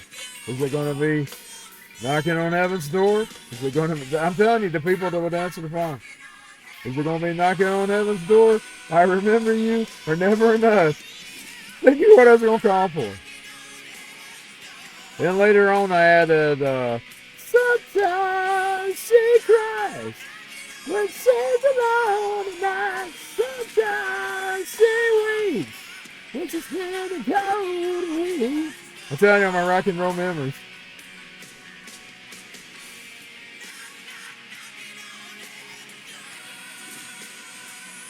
Yeah, I'm telling you, people that answer the phone, they got what they'd ask no question. Which one I was calling for today. Because they knew it was going to be one of them.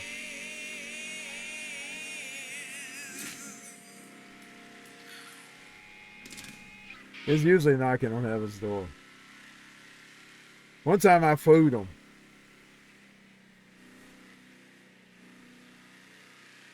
It was with Time Petty. I requested Pre-Falling.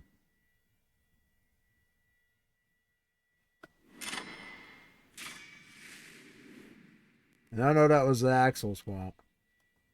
You know, he had to appear with him. I heard Tom Petty didn't even want to do that. I heard he was afraid Axel would mess it up, and then he ended up doing it so well. Oh, let's pick another drag. Let's do High and Dry. Axel, Rose, Tom Petty. I'm gonna play that version. But then I would start requesting that. If I turn it up some, hold on.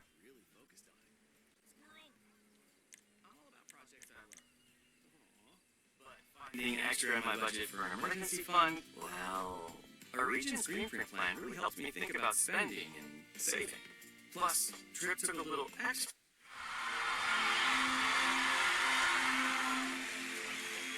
I would call for that too.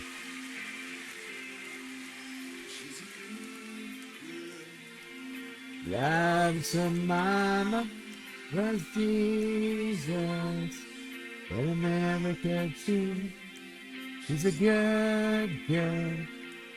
Crazy about Elvis, loves horses, and a boyfriend too.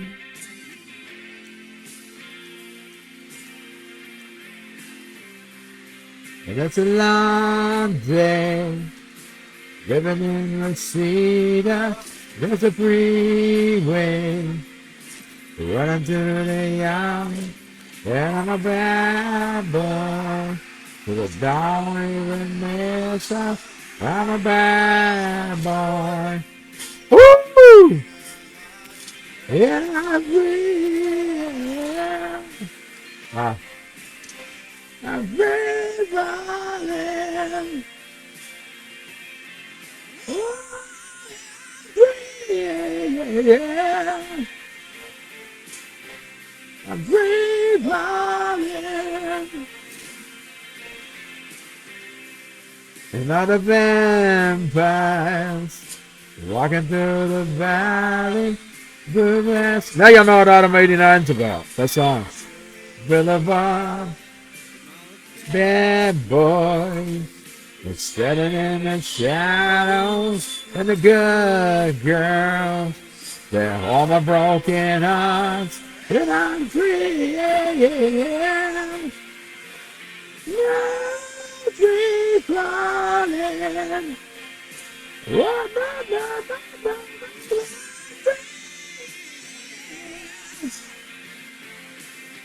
I'm free falling. Yeah.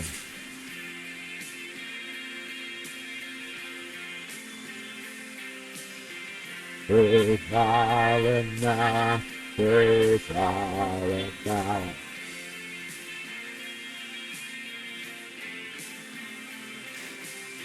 Free falling now, free falling. Right down, over my highway, gonna ride through. Name in the sky. Gonna free fall, light into nothing. I'm gonna leave. I got it too high. Hold on. Up for a while, then I'm free. Yeah. Free falling. Whoa.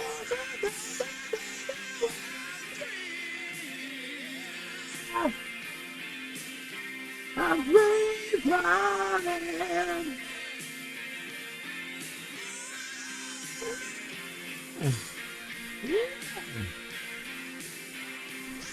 Oh.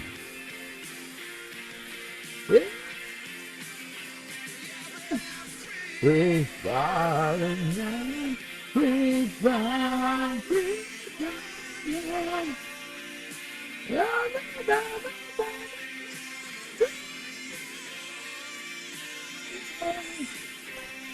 Free falling. Oh. Soon find the other one. Heartbreak Hotel.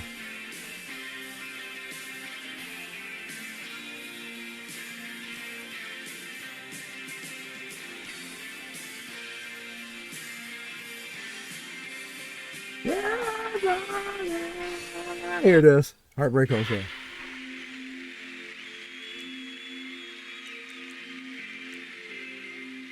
Hey, Heartbreak Hotel. It's free falling. Oh, it's plus both of them. We'll let it play. It's both of them. Jesus, and I never could see. It's a good song to play with this anyway.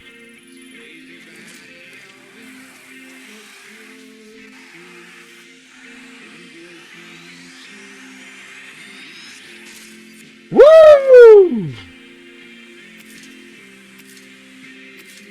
Oh my God.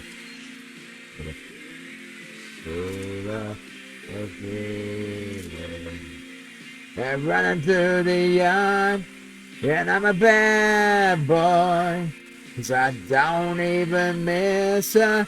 I'm a bad boy for breaking her heart, 'cause I'm free. I'm free falling.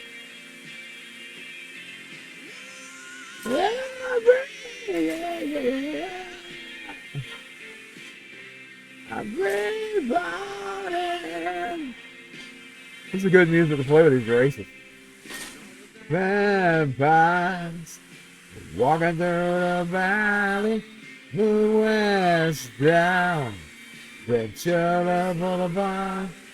And all the bad boys are standing in the shadows, and the good girls got on the broken hearts.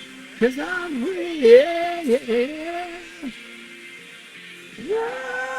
free falling.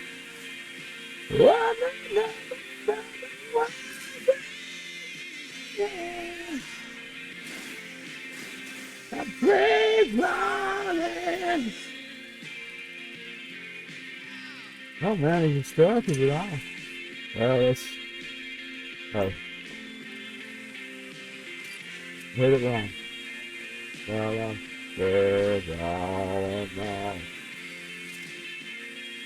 you know what my dream would have been back then? You know, like he did that with Tom Petty.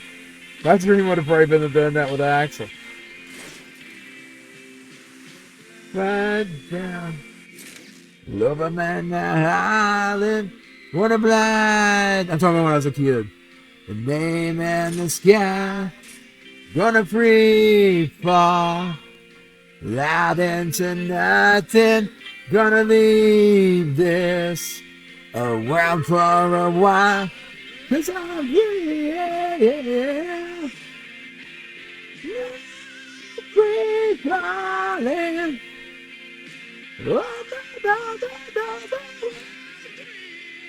Yeah. I'm free falling.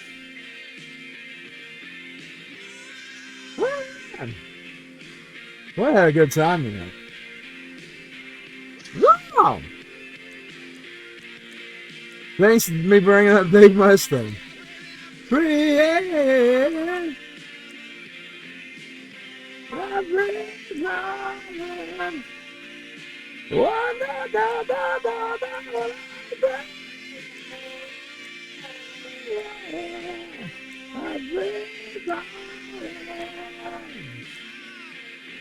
Yeah! How about that?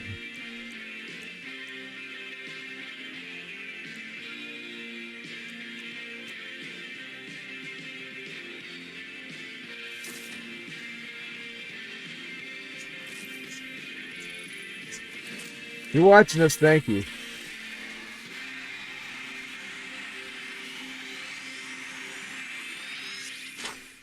That's cool. It's heartbreak.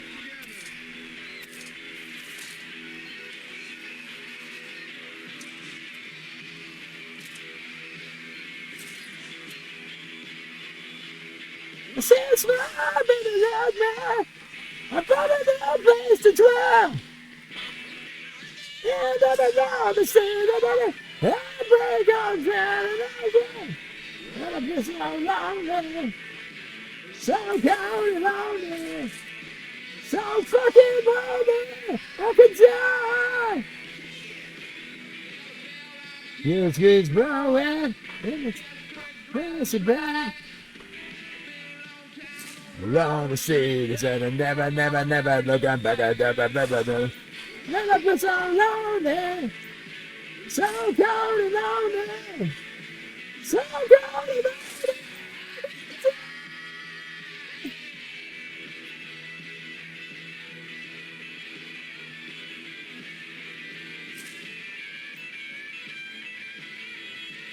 No, I know why he styled a heartbreak. I mean, I know why Tom styled Autumn 89 like he did. I know why he done that, man. He sort of did it like this. Yeah. I ain't heard it in a long time. So lonely, so cold, so lonely. Woo! I heard this in a while. Yeah, now I know why he styled it like he did. So cold and lonely. So cold and lonely. So cold and lonely. I could die. So cold and lonely. So cold and lonely. So cold and lonely. So cold and lonely. Yeah. Yeah, when I was a kid, that would have been my dream to play with Axel on stage. I don't really think about things like that anymore. When I was a kid, I used to be a dreamer.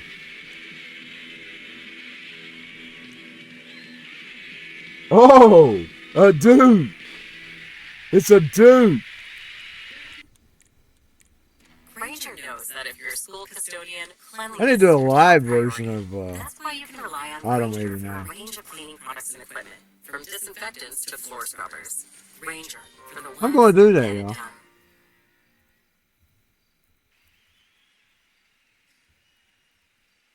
That's Guns N' Roses too, but used to love her.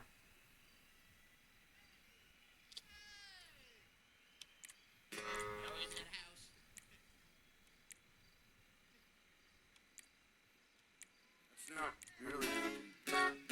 You can't really throw this shit.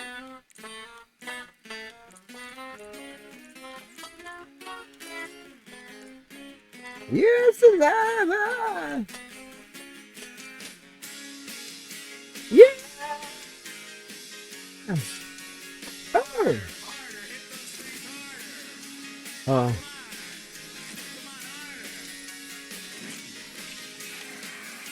I used to love her, but I had to kill her. I used to love her, but I had to kill her. I had to put her till she under, and I can still hear her complain. Yeah, yeah. I used to love her, but I had to kill her.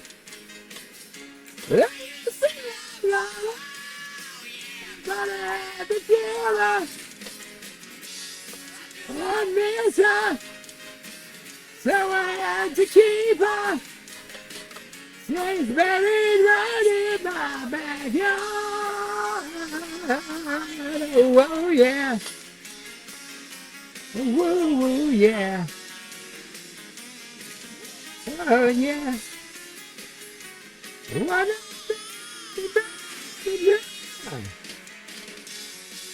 He's stuck like a bitch. He's stuck like a little bitch. Michael used to love her. Michael used to love her. But now he had to kill her. Something about the girl. Oh yeah, but he had to kill her. She was too much. She drove him nuts. No, Michael Champion is way. Yeah, yeah, yeah, yeah, yeah, yeah, yeah. Love her. But he had to kill her. Michael used to love her. But he had to kill her. Can't take the front door. This door. That's the part of Autumn 89 too, because that's when I got that tape, yeah. November 1989. That's when I first heard that tape. November 1989. And I don't know why he styled it like he did. He's kind of sort of copying that Heartbreak Hotel. It just dawned on me while I was listening to it. Life was only 14 in the autumn of 1989. Lord, how the time has gone by. Since I died so many years ago, the rain goes far away, but the road goes to be cold as you see. Now sometimes when I Think about it. it makes me want than Axel was. Here we are in the present day. It's what there ain't no going back to the gold I yesterday. The gold I yesterday. The gold I yesterday. Straight to the bottom. The gold I yesterday. Those young years of mine. What that pass me by. All I can do is I had back here. I'm having it right now. To the present day. There ain't no going back.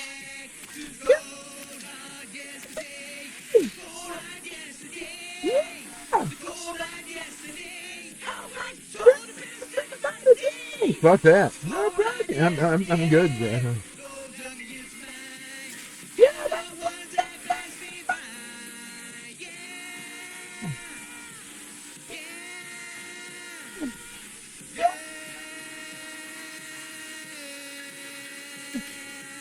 Yeah. When I said guitar, that was a tribute to the.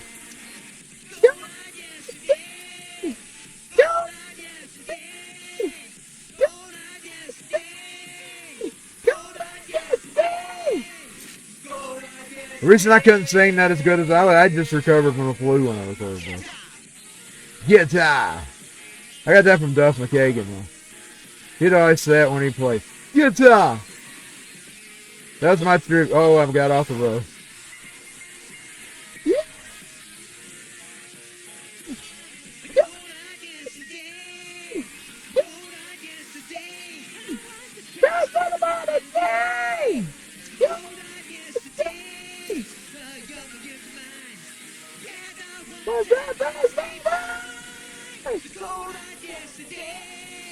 Right now I'm having those days.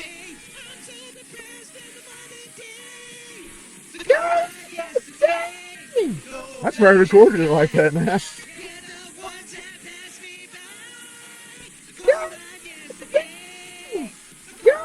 Because I can do the scratchy voice right now. I can't always do it.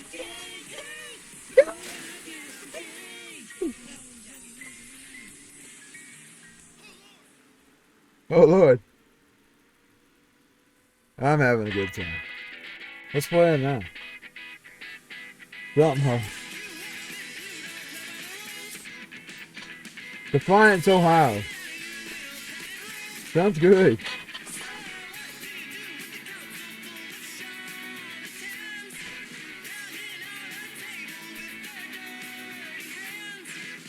Well, I had me a good night. I'm going to have to end those 4:45. 4:44 right here in Dawson, Georgia, playing in another night of GTA in Los Santos, aka Los Angeles. The fictionist of Los Angeles. I spent a lot of time there, baby.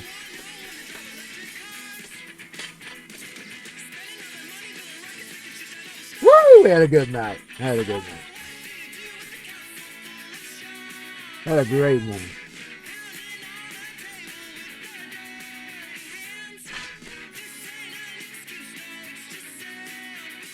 I guess I'll stay on the prize since we always made it. I'm gonna turn the music down, so I gotta go too loud. Get in there. I like that Defiant so hard. Yeah, good sound. Go ahead and play the chicken. Play the chicken, baby! Oh, yeah!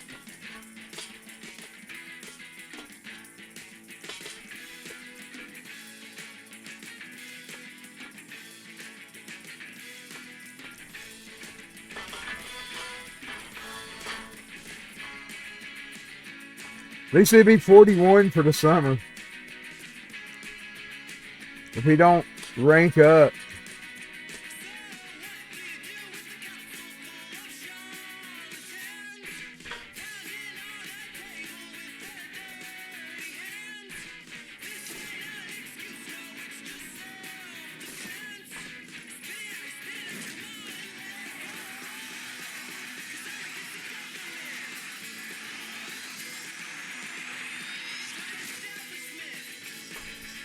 At least I figured out the burnout.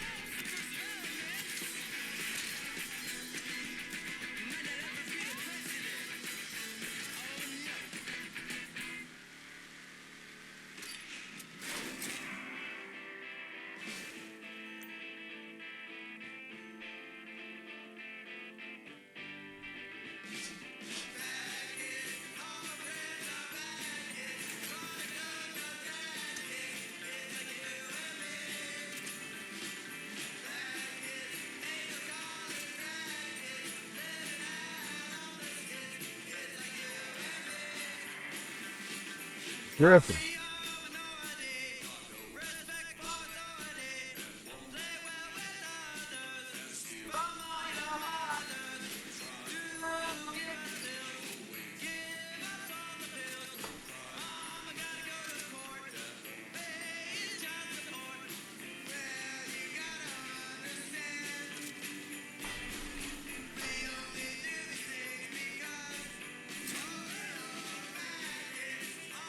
Because I was considered a bad kid since I was always in trouble.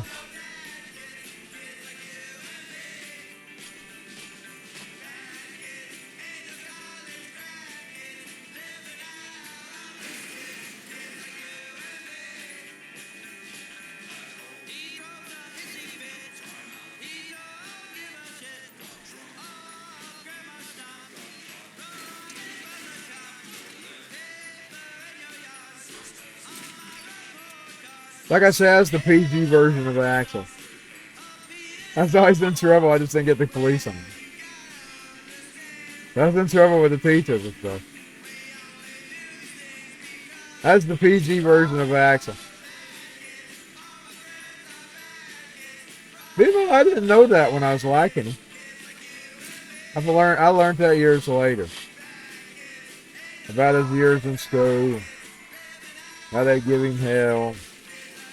But that was about 1991 when I started learning it.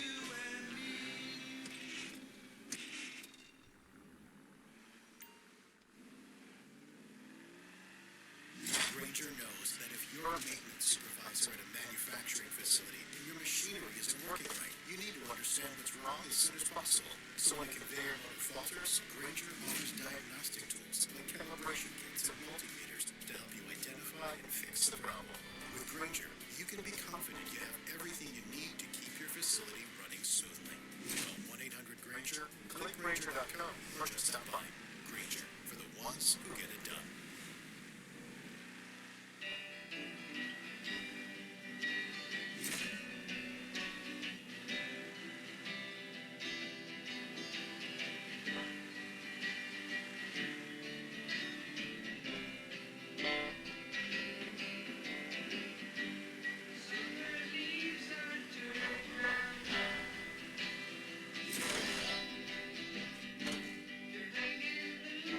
It's a nice song too. Let's see what it is. Same band? No, it's Robert Wilson. I like that music that's playing. Give me just a minute there.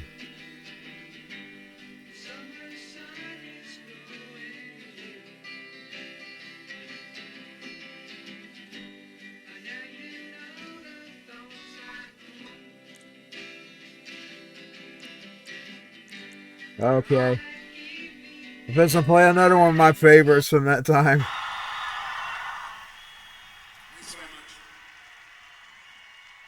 I gotta close with this. We met these guys who are playing this gig with us, and they've been sort of following us around ever since in a beat up our van. And they've come all the way back east to get their tattoos touched up. And we'd like to introduce Axel and Izzy from Guns N' Roses. I had to play this one. It was a favorite too. Indeed, I had it all of them taped to one tape. Free Falling.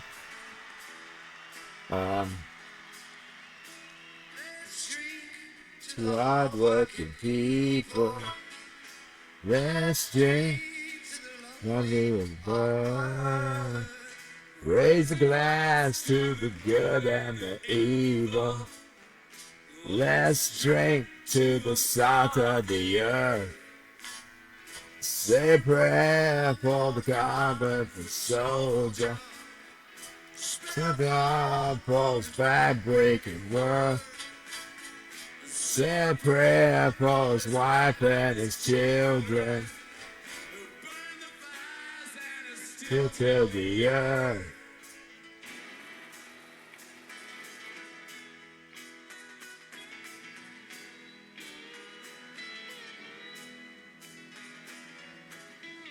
When I look into this faceless crowd, swirling mass of grays and black and whites, They don't look real to me. In fact, they look so strange.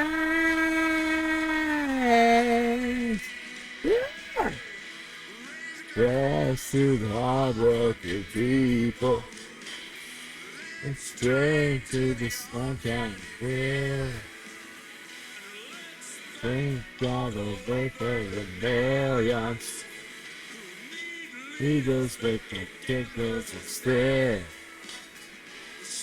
God for now. Now it's just a drink to the show.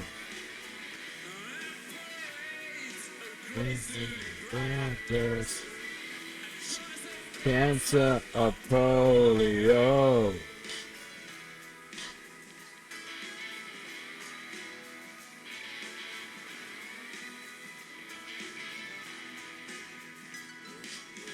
When I look into this vicious crowd, swirling mass of breeds and black and white.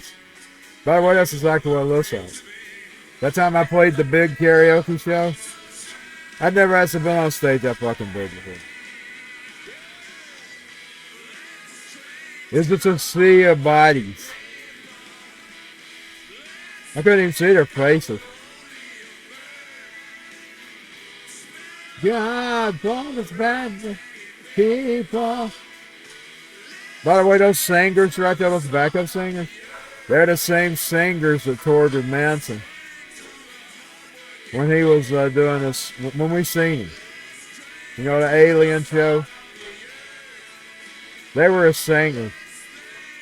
That's a lady. That's a black lady.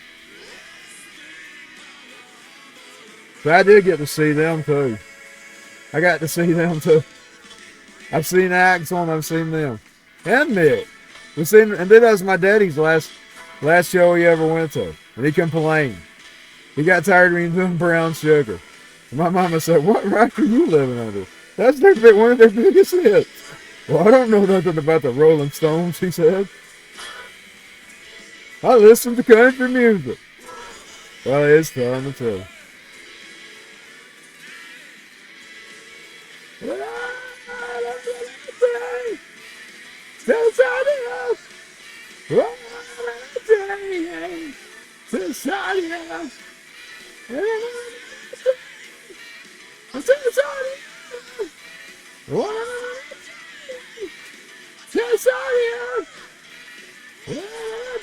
I don't know if I'll ever see Axel again. We'll see. We'll see what the future holds. I don't know if I'll ever see Axel again, but I've seen him 4 times.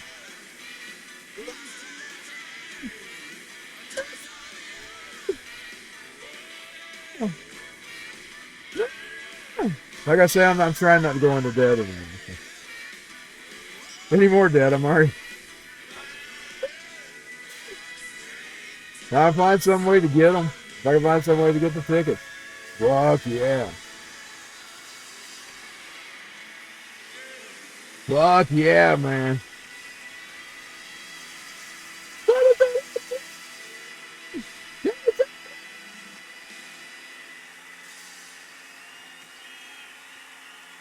I don't care about that politics shit either. I'm not gonna, you know, there's a lot of people says, I'm not gonna listen to this because he hates on Trump. He says fuck Trump. Well, sometimes I say fuck all of them basically because they don't none have our best interest. I say fuck all of them. But now, right now, I'm happy with some of the things that Trump's doing, so I'm not gonna say anything more. I'd buy tickets. Ranger knows that if you're a school custodian, cleanliness is your top priority. When it comes to entertainment, I'm looking more like like I said, I don't even really hate Green Day. He's just one of the loudest right now. I don't even hate that Murillo guy because he's a good guitar. I've seen him live. He's good. I think he was a part of that band that Trent played with, but was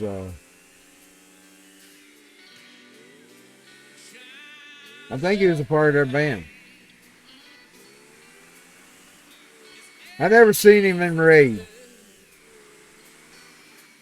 But I think he was a guest at one of the shows we went to one time. And he did, and I think he played with a band that Trent was opening with Trent. He's a pretty good guitar. I don't hate him. I just don't like his opinion. You know what? I don't agree with everything the Republicans say, so. I mean, that Mike Johnson made a fucking... I said fuck him today in an article. He's going to take away people's Medicaid. He made some ignorant statement about it. He's paying for boys to sit on their couch to play video games. Well, how the fuck he know that everybody that's taking us and they're not crippled?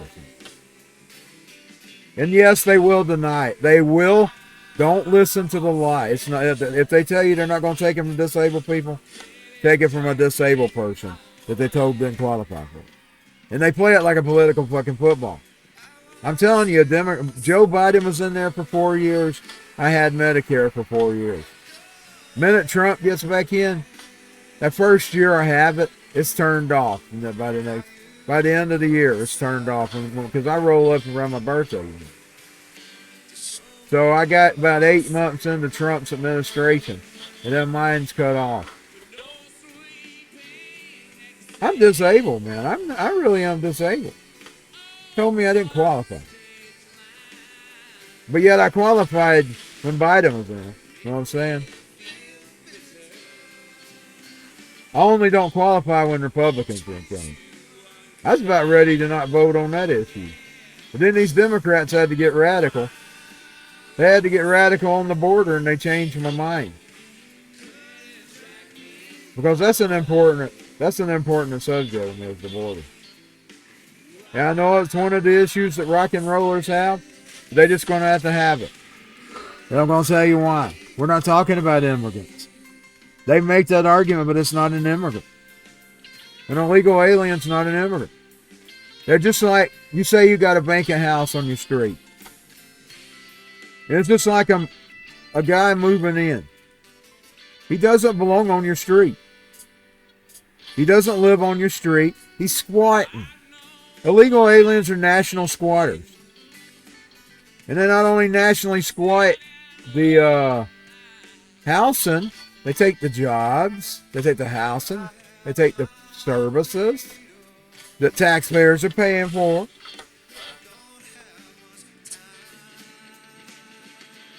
And they're not immigrants.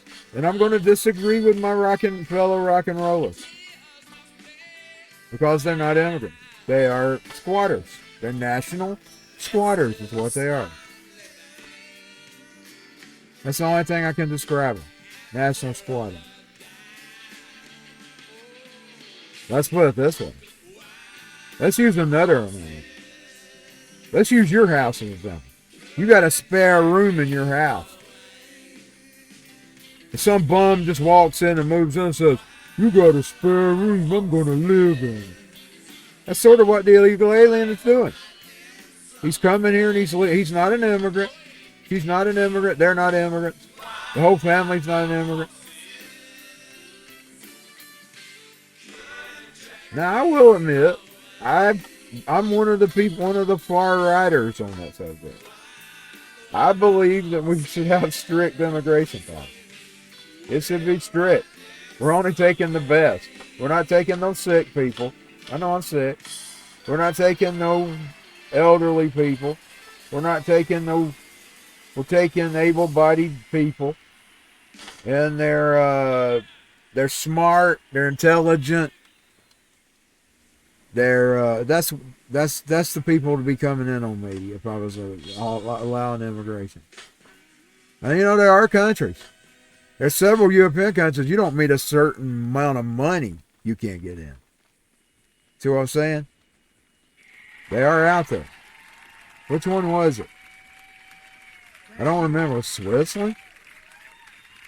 I'll have to do my research on it. I mean, they're strict on their immigration. I'd be Simeon. But now the thing about me, that's just a talking point. It's not the law. The law says you can come here legally. That's the way the law is. And you can come here legal. And right now, even Trump, like even the Border Patrol said the other day, he's not calling for anything that the law don't say for. Now the only thing is he's actually sending them out in droves and getting them in droves. That's the difference. In the old days, they just hunted them down one at a time. But now it's a big problem, and Joe Biden made it even bigger. He made it bigger. So you're gonna have to deal with that on a big level. He made it 5 times worse than it was.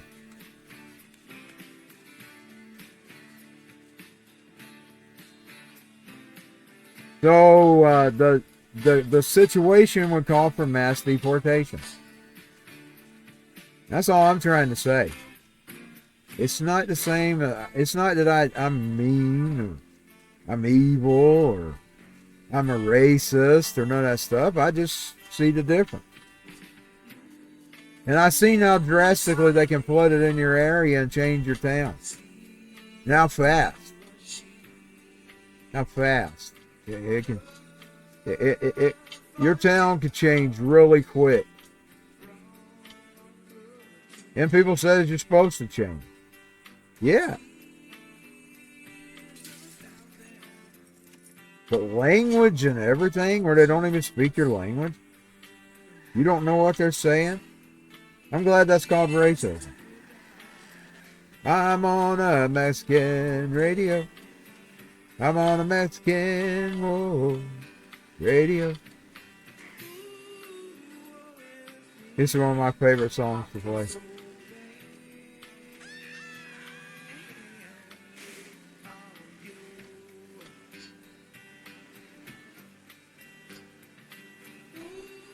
Now, right now, the law of the land says that you can come here, you can immigrate here the right way, and there's a right way to do it, and there's a wrong one.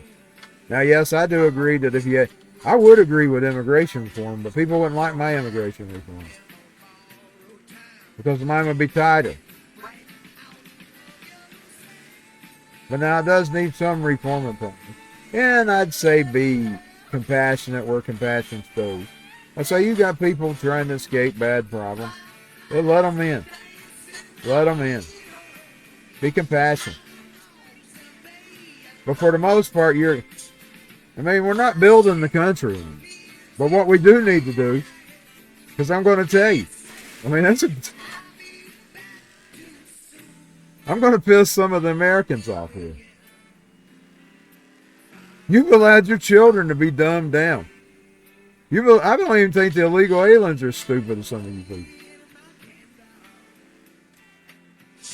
They know what they're doing.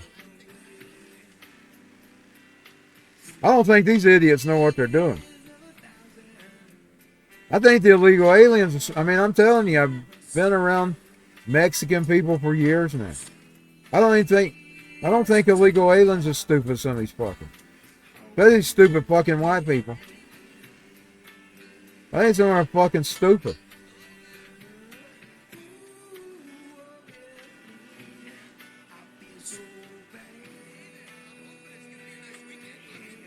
Your country's been dumbed down. And I know you were just working and you were making ends meet. You wasn't paying attention, but it happened. You let these Antifa college professors, and that's what they are. When you look them up, that's usually what they are. They're college brats. They're college people. They're the professors. And you let these people dumb down your children. And now we're paying for that dumbing down. You're seeing it in the streets. And they don't even know the difference. And I bet the illegal knows the difference. They don't even know the difference between an immigrant and an illegal. The illegal, he knows what he's doing. He's taking advantage of a broken system. And you can't blame him. You got to blame the leadership. And you can blame this leadership. Look at what they're stirring up. You can blame the leadership. This is one of the number one reasons why they don't like Trump.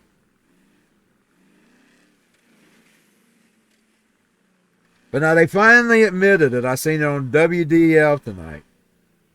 Trump was an informant going after Epstein. You know, Alex Jones has been reporting that for years now.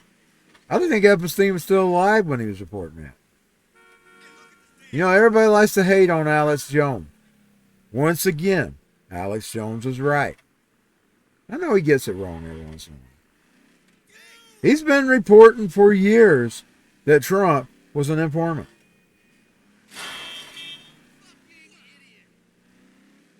They keep saying, pedophile.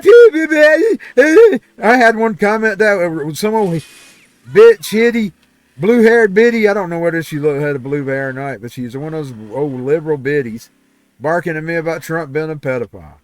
You know, I'm going to ignore it. It's bad. It's nonsense. It's babble, bitch, rebel, party, sex, and don't forget blah, blah, blah. Are you ready for the new shit? I'm just going to ignore it. It's shit. That's what it is. Babble, bitch, rebel, party.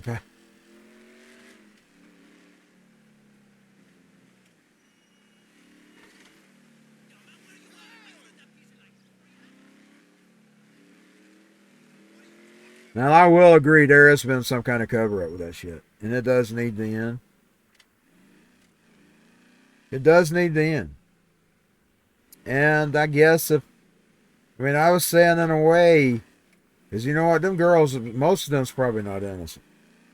They like the gifts. I'm telling you, I was around girls at school just like that. They like the gifts. And they were taking things from doctors at the hospital and stuff, in Dalton. Them girls. Gifts from them. You know those are older men. I don't know how old they were. And them were teenage girls. I was a year older than them. Because I got held back. So I was, whatever them girls were, I was a year older. If I was 16, they were 15. If I was 15, they were 14. I got held back because I sat, like I told you, I'd sit and get bored. And those testers, you know those testers. That one I actually failed. You know, because I just fill in the box. Finally, some teacher finally realized what I was doing. She told me, she said, we're not holding you back again. She said, I figure out what you're doing. And she asked me, is this what you're doing? I said, yeah. I said, I get bored and I start filling in circles. And that's the way I was. You'd be looking at them old circles forever and finally I just, here, there, circle that one. I had a pattern. I'd sort of, like I would pick like maybe true for this one, false for that one, A for this one, B for that one. I wouldn't even read the question. I got held back because of it. The next year, the teacher finally realized what happens to happen again. And she took me in the office. She had a talk with me. So did you just fill these blocks in? He said, you know, we tell you not to do that. I said, yeah, I got bored. That's the way my little brain was. I get bored.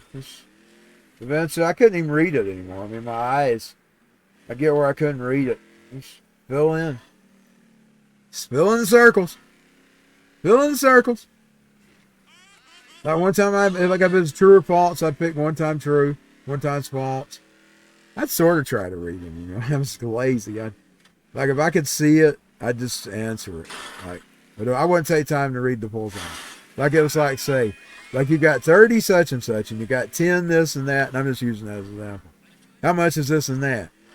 And I just go pick one, you know. Instead of sitting there reading out that, trying to figure out what it was saying, I was too lazy. My brain tuned it out, and then I just filled in a circle. Yeah, the next year the teacher noticed, because I failed it again. I failed it 2 years in a row. She went and told the principal. They passed me up anyway. She went and called up people. She said, he's admitted that he just filled in the circle. So they didn't hold me back again. I'd have been just thinking they had to hold me back, I'd have been 2 grades behind. So let's say I was 16 years old when I was witnessing the little girls at school, talking about the doctors buying them gifts. And one I actually believed. You know, people can tell lies. She come in with the nicest jewelry, the nicest dresses, nicest clothes.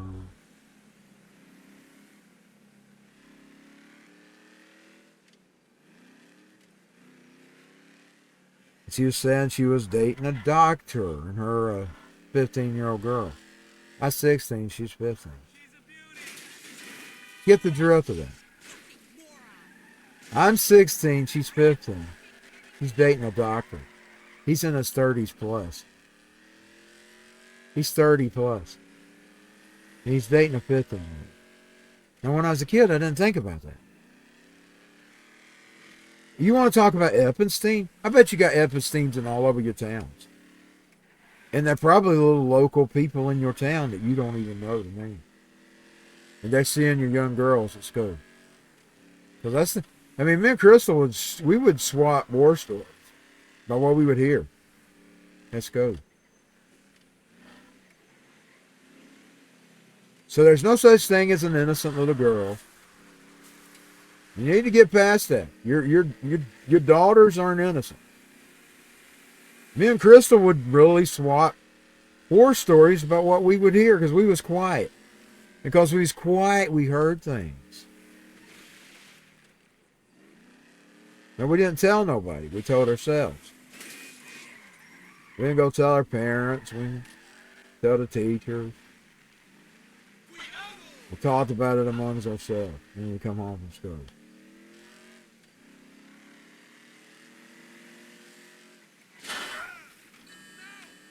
I bet that's a discussion people ain't really ready for. I mean, we're all worrying about the Epstein list. You might have doctors and lawyers and physicians and teachers messing with your children. And it ain't just started, y'all. Y'all know that. They say, what's wrong with these teachers today? I'm going to tell you a witness about that. I witnessed one of them little teachers. She was a little thing. He was a big old man. He was a big kid. He's tall. He's taller than me.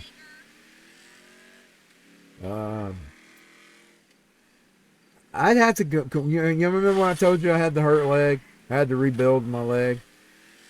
I would walk pushing the wheelchair because I was trying to train myself to walk again. I had to learn to walk again.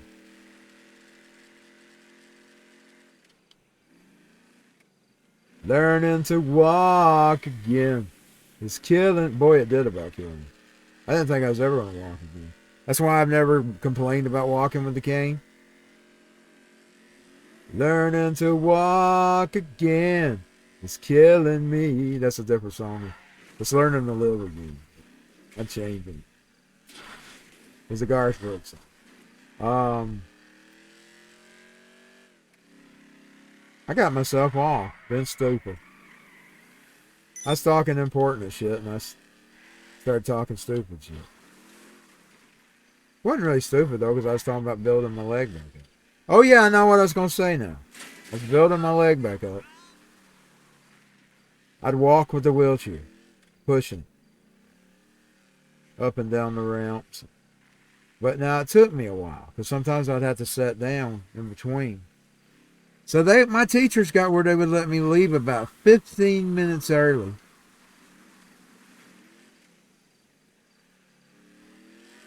Because the guy that I tell y'all about, that he was kind of like Alex Jones before I saw Alex Jones. His classroom was all the way at the bottom of the high school. And most of my classes was at the top of the class of the high school. It had 3 layers of ramp or some steps. I never did get to use the steps at the high school because I was crippled. I had to use the ramp the whole time I was there for 2.5 years.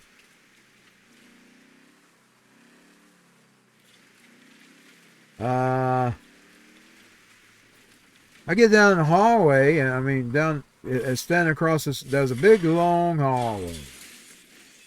It has some lockers all the way down it. Because it's close to the gym too, you know. And I look down the hallway, and there's this big, tall guy. He's talking to a really short woman, and then I recognized the little short woman was one of the teachers. I didn't know her. I didn't have her for my classes. I didn't know her name. I didn't know this teacher's name, and she's real short. And at first they're just talking, you know. I'm kind of looking down, looking around, kind of keeping. And the next thing I look up, he's got her up in the air. He's got her against the locker. She's a teacher, man. He's a student. Now, he was a big student. I'm going to tell you, he was a big student. I bet he was 7, 8 feet tall. That fucker was tall as fuck. He had that little teacher. She had her legs wrapped around him. And they were kissing mouth to mouth. It's always went on, y'all. You just didn't hear about it. You know, like these teachers you can call. They were doing it back in the day. We're talking about 90? Because I left 91. Yeah, it's 90. It was 90. Because that didn't happen that year because I was only there to November. They kicked me out in November when I was 16. So I was 15. She was 14. So I was 16. I turned 16 the next year. She's 14 now. That girl was 14. Because I remember that was the same year that I witnessed the guy on the locker. Oh, he got a collection. She was 14 years old. That doctor was buying her gills. Guess she was telling the truth. And I believe her. I mean, I'm telling you, she wore the nicest dresses. She'd have the nicest jewelry. I don't think her parents was buying her that jewelry. Because she was telling her girlfriends. And she said a name. But I didn't even, even back then, I didn't remember. But I was bad at names, you know. She said Dr. such and such. And he was buying her thing. And she was telling him. He keeps telling me if I stay with him, he's going to buy me a car when I get 16. That's what she said. And just looking at the things that she had, I was really believing that she was telling the truth. But now little me didn't think nothing about it because I didn't, you know, that was the last thing on my mind. You know what was on my mind? Getting home, listening to my tapes. My music. Sir, leave the area now. My music. Authorized personnel only. My music was on my mind.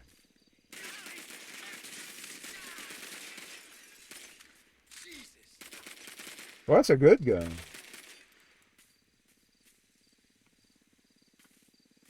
Michael just fought the military. Michael fought the law and the law won. That's how stupid. You can't do stuff like that in real life. I wouldn't even want to be caught with a gun on me even though it's legal to carry them.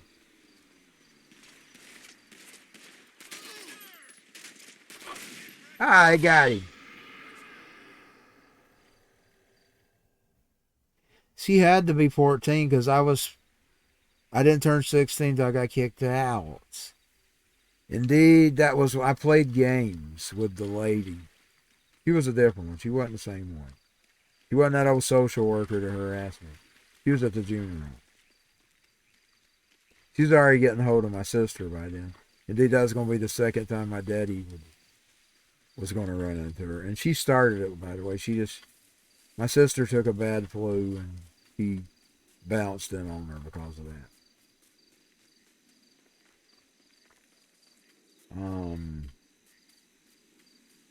But anyways, this was a different woman. But she called me in the office. She said, you know, you've been tardy every day.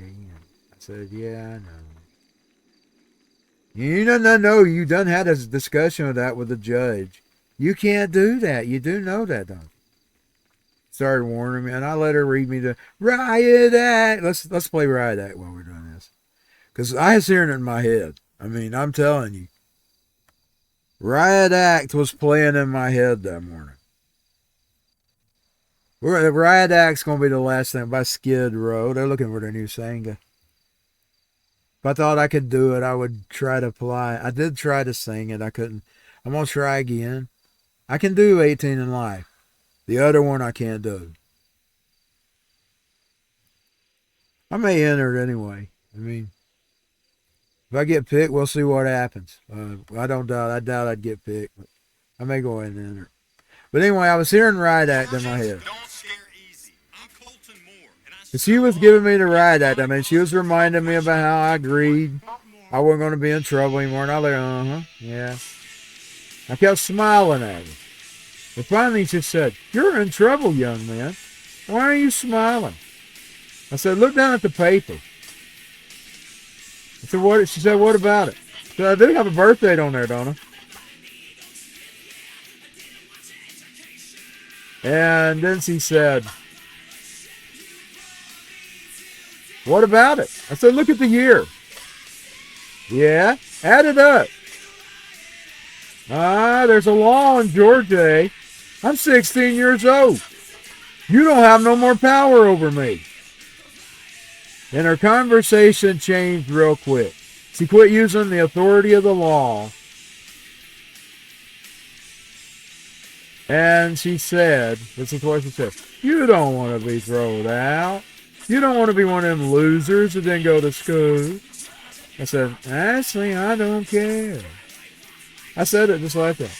"Actually, I don't care." I didn't care. Now, the funny thing is after I got kicked out, fuck, I did care.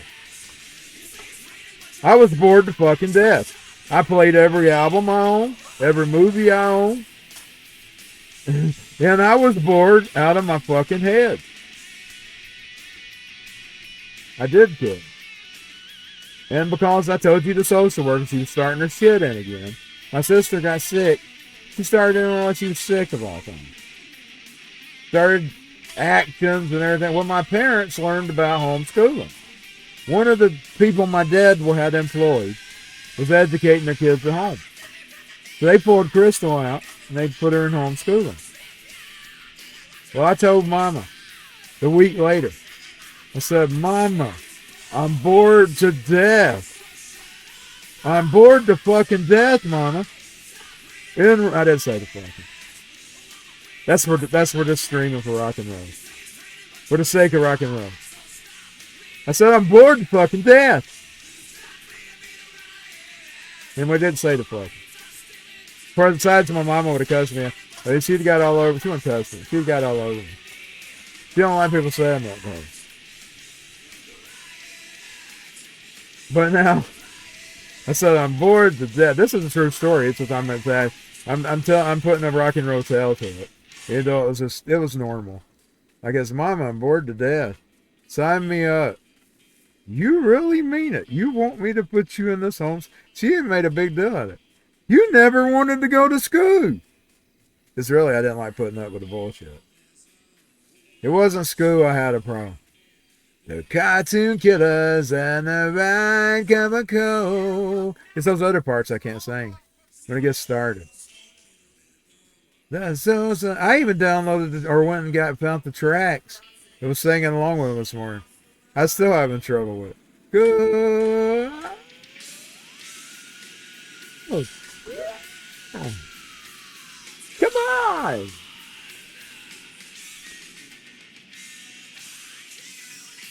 It's these parts I can't sing. My tongue gets tied. That he ain't gonna die, no.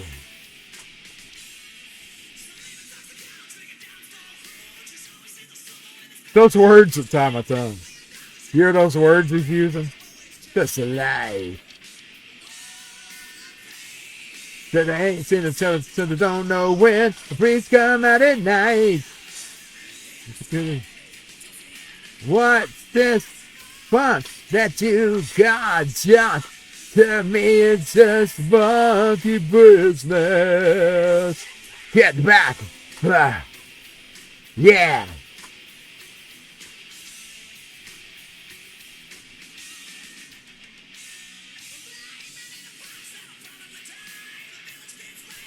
We walk by.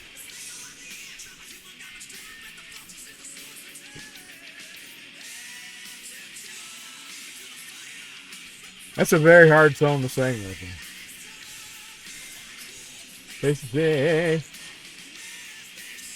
Say that you got it made. That means just monkey business. The jungle is blessed. If I got no monkey on my back, jungle is blessed. No monkey on my back. Yeah. Wow, I love this part right here. This is my favorite part.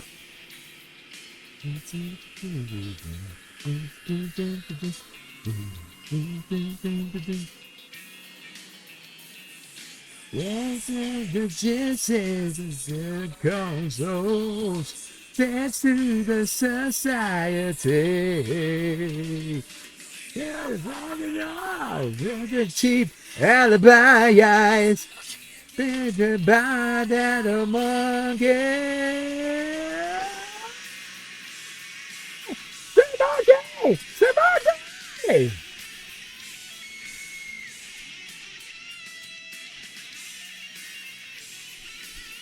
I think I will submit even though I don't want it.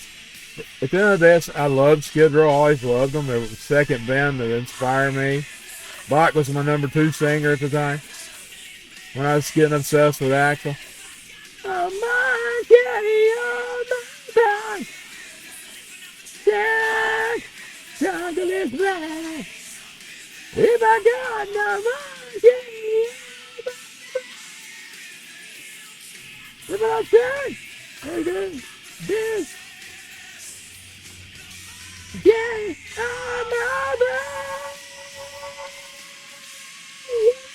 yeah. Monkey business. A business. Wow. Like I said, that's a true story, by the way. That whole thing about that woman. I didn't get thrown out that, by the way. It'll still be a month later. It'll be about a month and a half later before it actually get thrown out. On site, your meters don't lie. The blower motors fail. I did make it a month and a half after the lecture. But I let her give it to me because I thought, this is going to be the last time I'm going to have to hear it. So I'm 16. So I let her read it. I let her read that right act. By the way, it was playing in my brain. But she, oh yeah, I love this. Oh, this is one of my favorites, baby. Mud kicker kick, kicking me down. Mud kicker kick, kicking me all around. Yeah, I love this song. 4th of July. What's that? I don't know the lyrics. Boy, this is one of my favorites. But this is one of them songs my daddy hated. He looked at this as corrupting his children.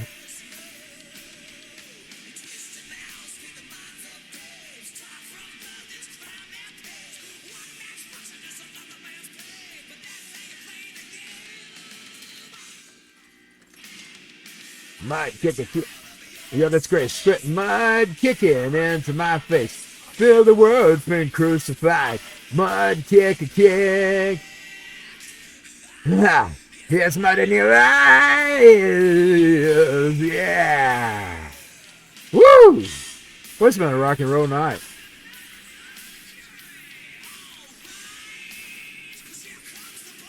Here comes the boss. Christ.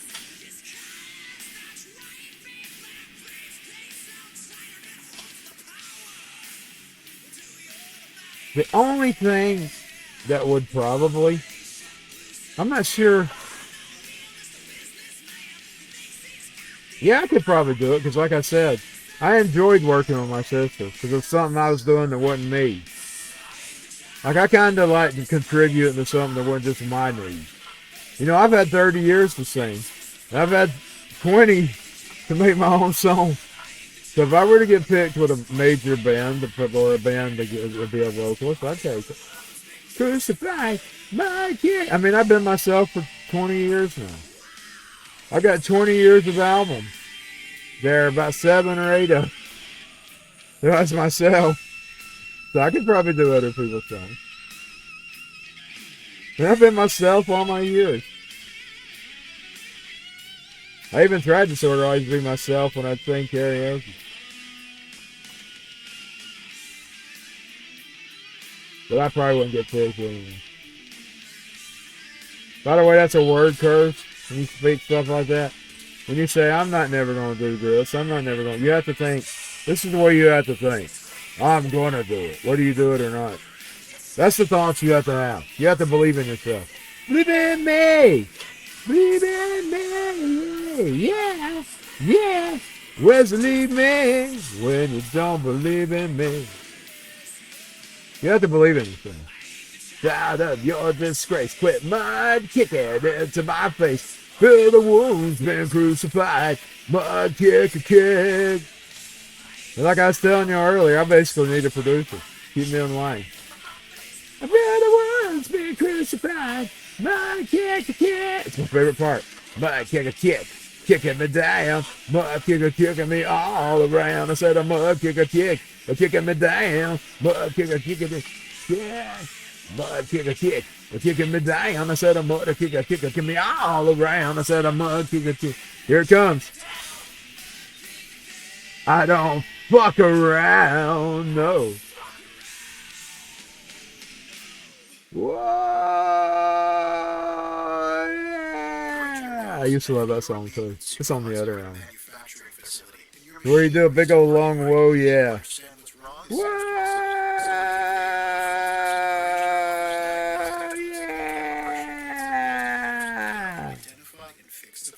Ricky was a young boy. He had a heart of gold. Fingers to the bone. Lyrics ain't coming to me right now.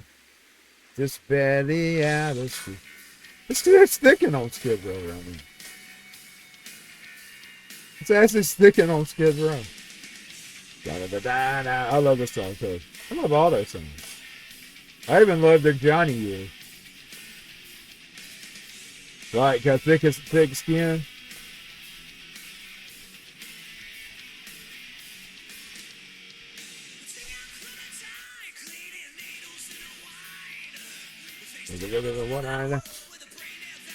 Dang.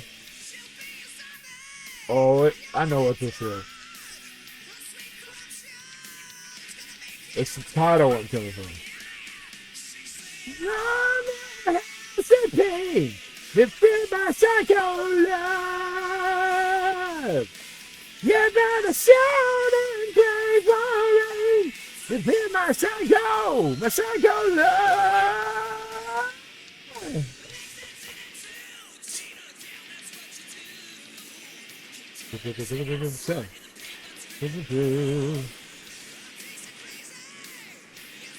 The last thing is, we're gonna know my house to pay. If they're my psycho love, you better shout and pray for it. Feel my psycho love.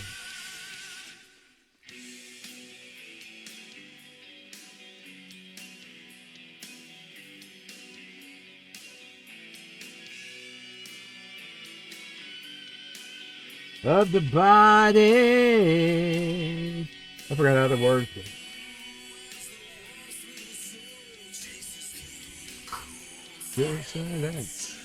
Of the body.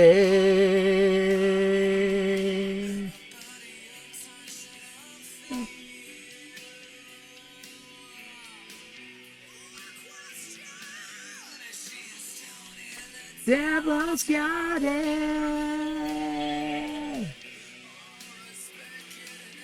Yes, yes. Ashes to ashes.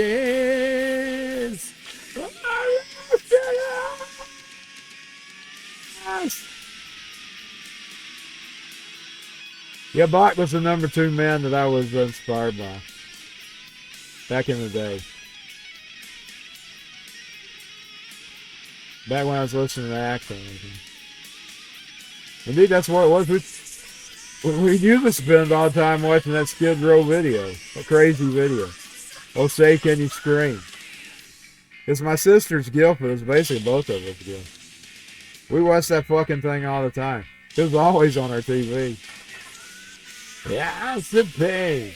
You feel my psycho love. Yeah. Better shout and pray for rain. Feel my psycho love. No, it's the pain. Feel my psycho love. Yeah, pray for rain. Psycho love.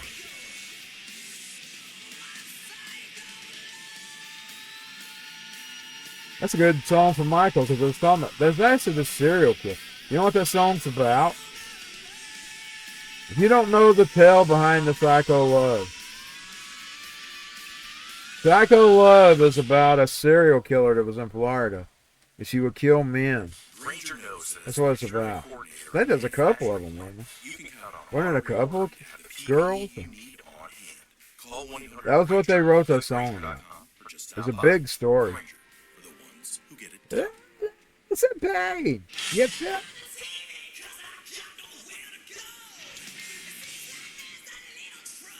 Down to Mexico. So what he can eat? Three.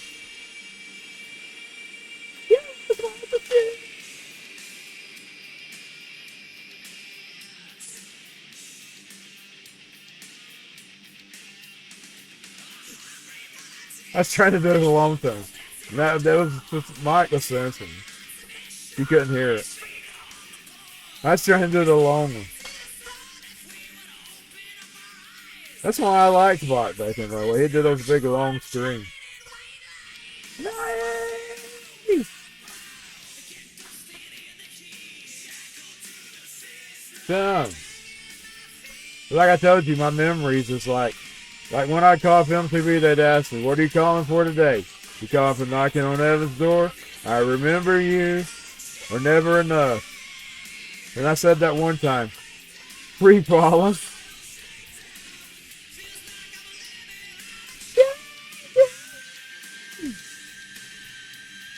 Free falling.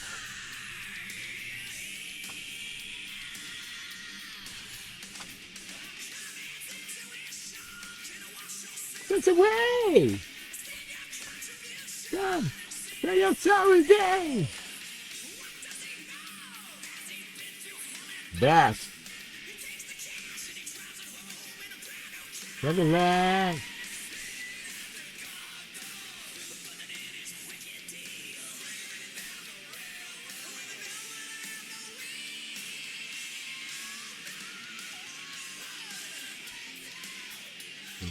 Take down and live it on the chain gang.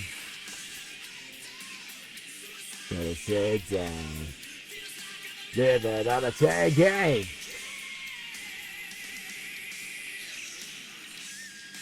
I don't have no proof of this.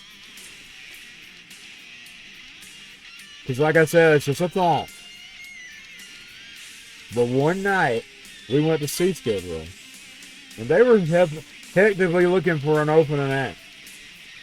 And we were parked out. We was the only fans there at the time. There wasn't nobody got there. This dude, he comes out, he starts talking to us. And finally, my mama tells him, my son up there, he does music. And he says, can you play live? I said, no, I never really did that. What do you think? Could you do it? And I said, no, I don't think it. I said, okay. He went on. We don't never know what it is trying to put me up there at night. Because he was asking that because I'd sing. My mama just happened to tell him.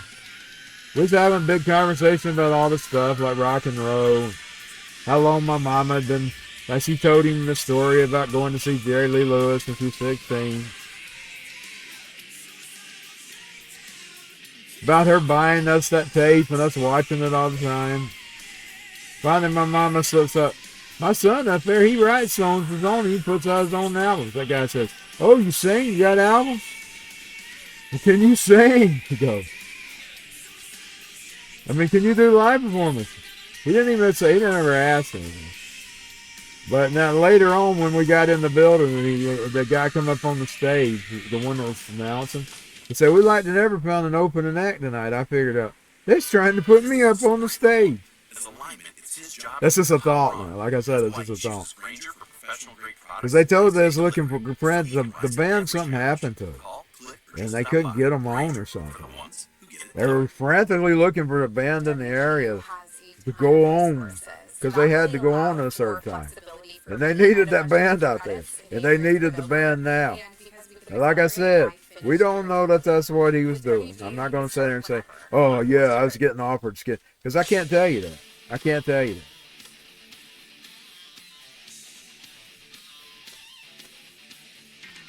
But now I did know he asked me, could I sing?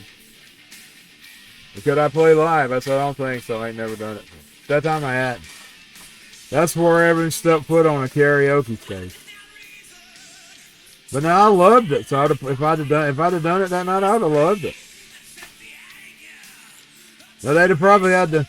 I don't know if I could have sung my own songs tonight. Some of them I could. I could probably sing Really Miss You, Baby. I could have probably got up there and sung a bunch of covers. They weren't looking for a cover band, I don't guess.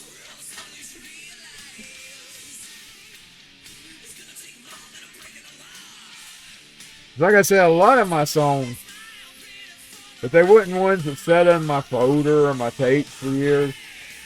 I wrote them on the spot. And I sung them about right when as soon as I got the demo back. I would get on there, I'd get to working.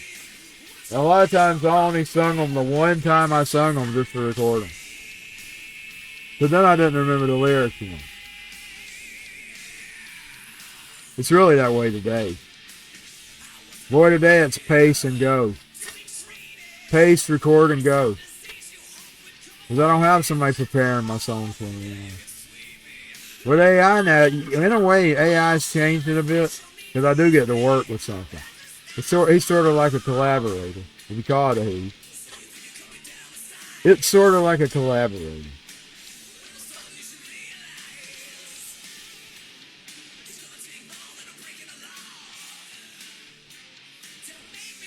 But like when it was beat days, I just kind of pieced those songs together.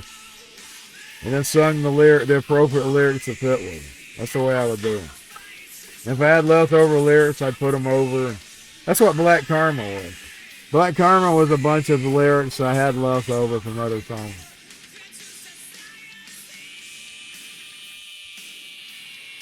I can tell I'm pissing off one of the little locals. That's okay. They're so jealous, man. They're so jealous that somebody could have some talent.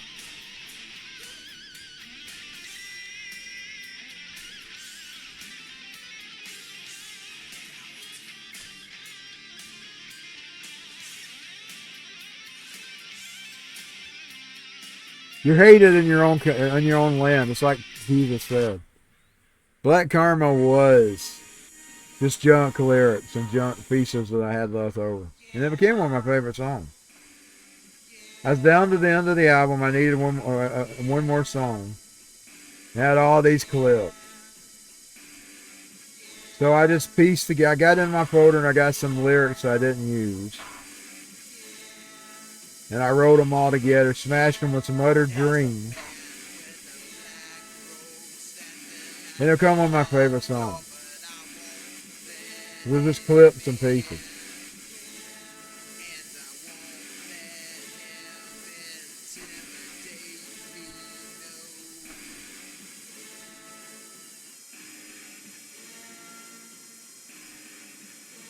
Most of my songs are just done at the moment. Like, a lot of times I do them in the moment.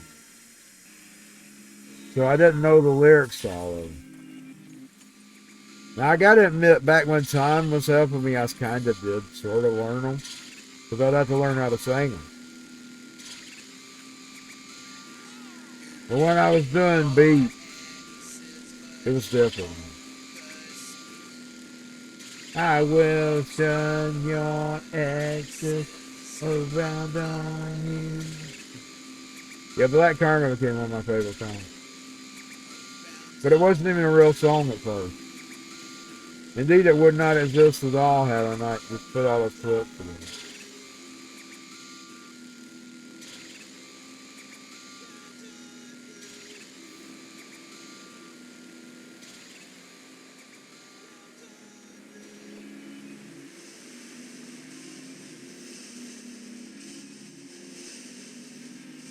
Welcome to Curly Inn.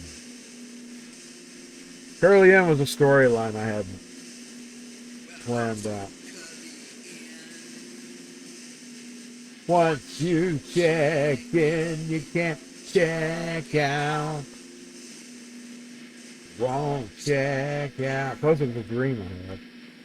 It was also an idea I had. I was going to write an actual song about it, but I decided not to. So I just threw it into the Black Karma. I mean, I literally dreamed him like now you can create those AI videos where you see him. I was actually dreaming like he was a real person.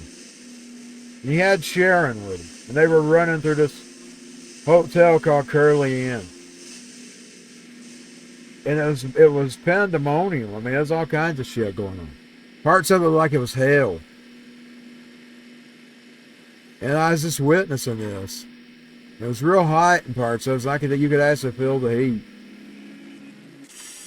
The weirdest dream, one of the weirdest dreams I ever had. And I was actually going to write a song. I actually wrote it down on a notepad called Welcome to Curly Inn. Then I didn't ever write the lyrics to it.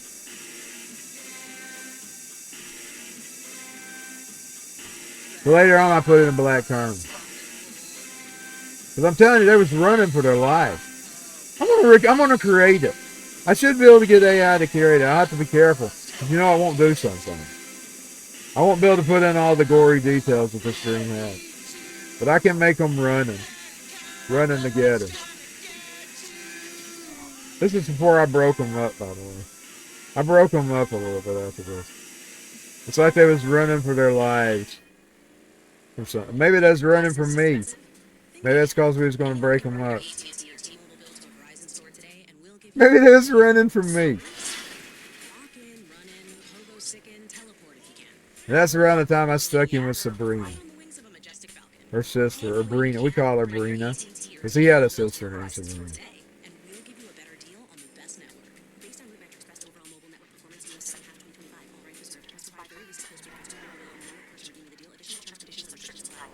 That's how little Boza got there. Little Boza's him and Hercules.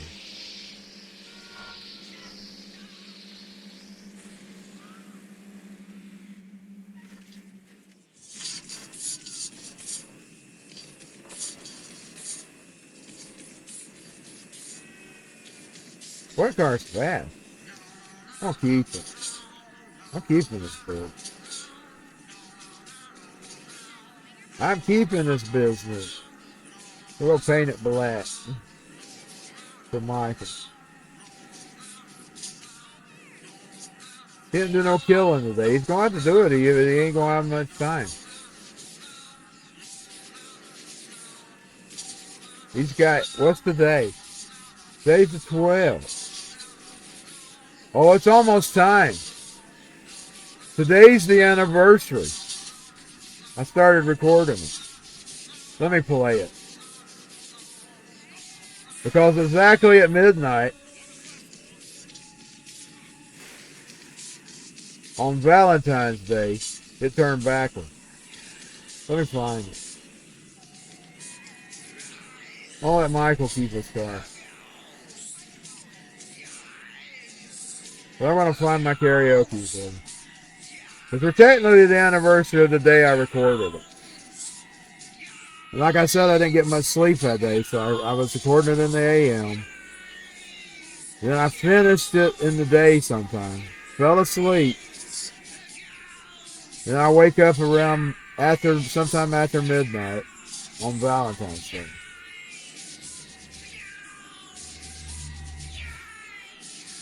We're talking about 1997. It's also the anniversary when I seen the things come out of the wall. It's that anniversary too. I better check something real quick. Give me just a minute.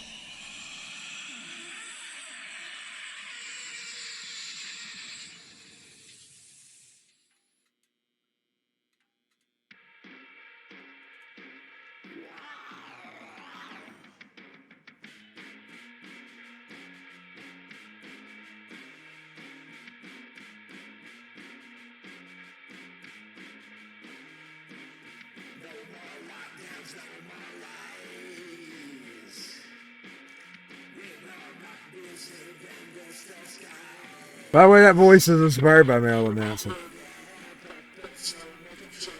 Hold on. Let me go to get my karaoke's because we're on the anniversary. 1997. Exactly. Oh, it's nearly 30. It's 29 years. Because this would have been the day I was recording it. Because I didn't listen to it to Valentine. Actually, yeah, it was 12 and 13. I'm thinking of the 13th here. So, what it was though, but now I did start on it in the 12th. Because like I said, when I would do karaoke, I would do the first voice. And then I would do the backing tracks. So this was the date that I actually started it. And then it starts turning, and then I didn't listen to it because I was recording in AM hours, like say AM like 12 AM and the 13th. And I finally did some final finishes to it. And I laid down and fell asleep. And when I fell asleep, I woke up after midnight. And when I played it, let's see if we can find it. What's that called?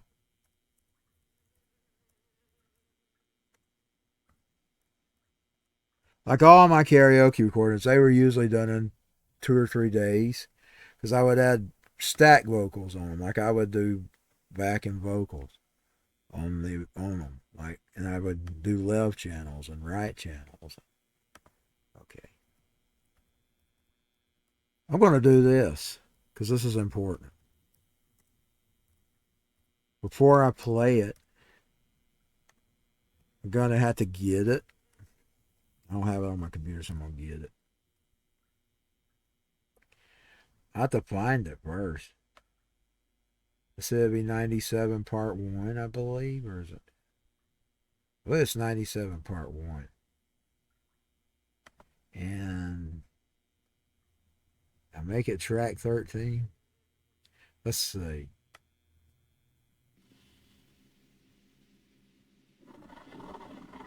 Now is that it? That's it. Okay, I'm gonna get it. I'm gonna try to get it. See if I can get it. Because I gotta do something. Okay, number 13.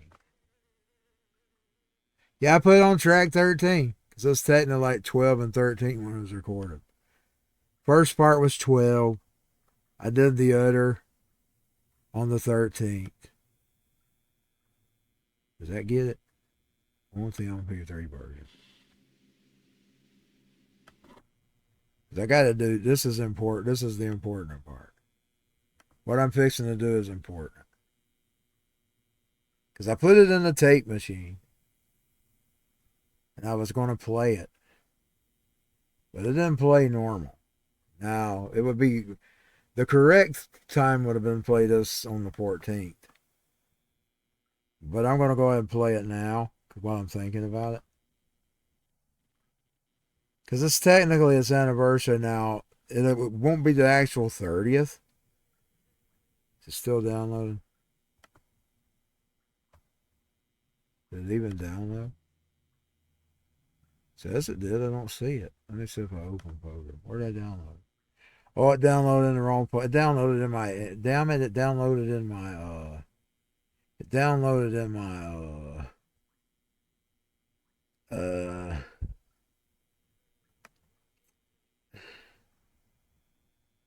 One of my, where I put my demos and stuff. Anyway, here we go. We're going to put it in Audacity because this is important. See, back in the day, I couldn't have done this. I didn't have no computer.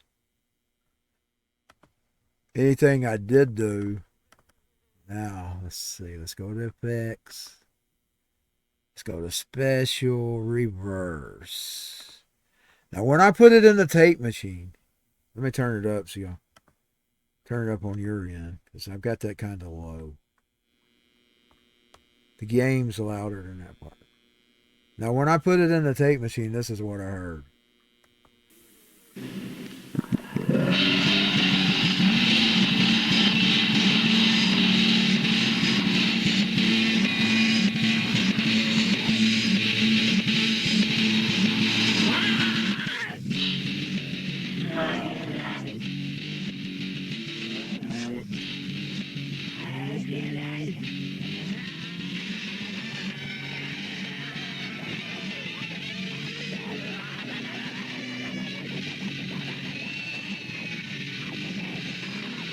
It would be Valentine's Day after midnight when I heard this.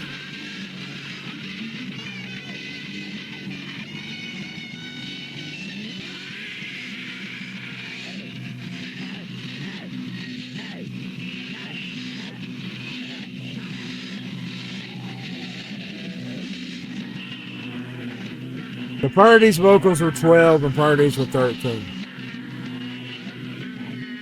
I'll play it forward when it's done.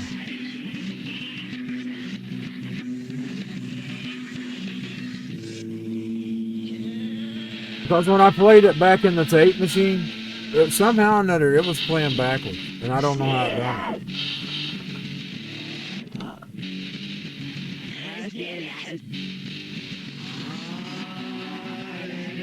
it. Crystal was my witness. He was across. He was in the living room with me.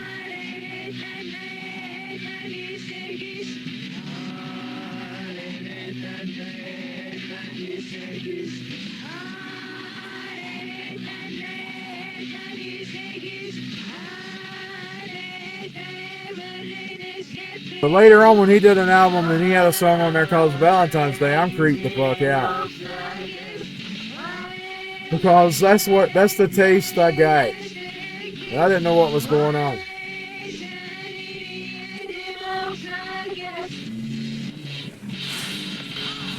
It's after midnight, 1997 Valentine's Day.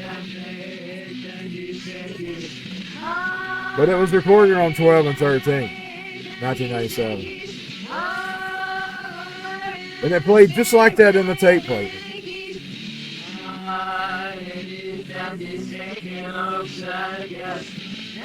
That was also around the same time them demons walked out of the wall, so they were probably what turned it backwards.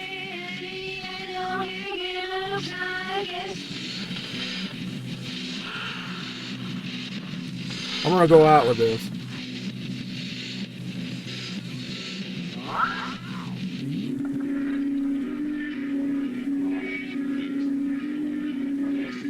Now we'll turn it forward. I'll let y'all hear it forward.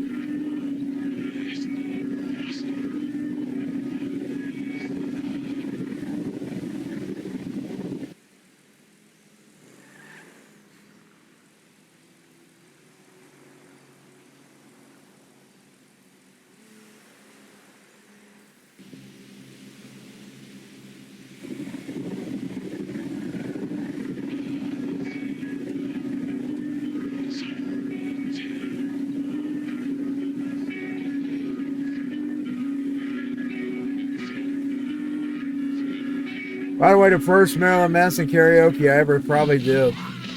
I don't think I did Sweet Dreams before it. I might have did, but I think it was the first.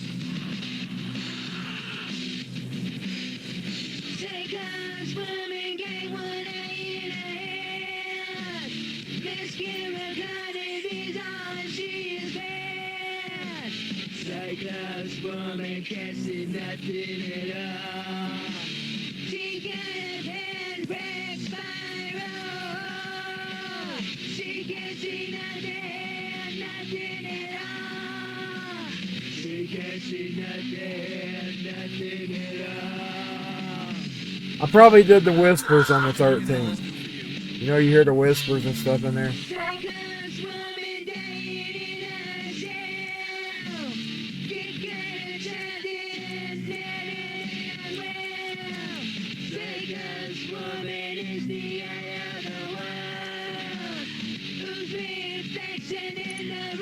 I said I got 3 layers.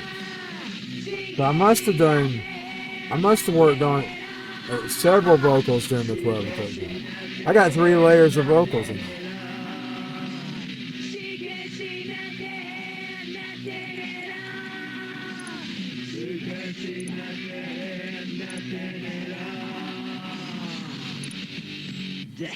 Like I treated my karaoke sessions like albums. I would do a bunch of back and forth.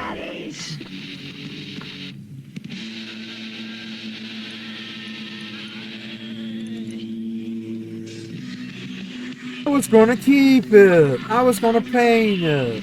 I sold it. Man.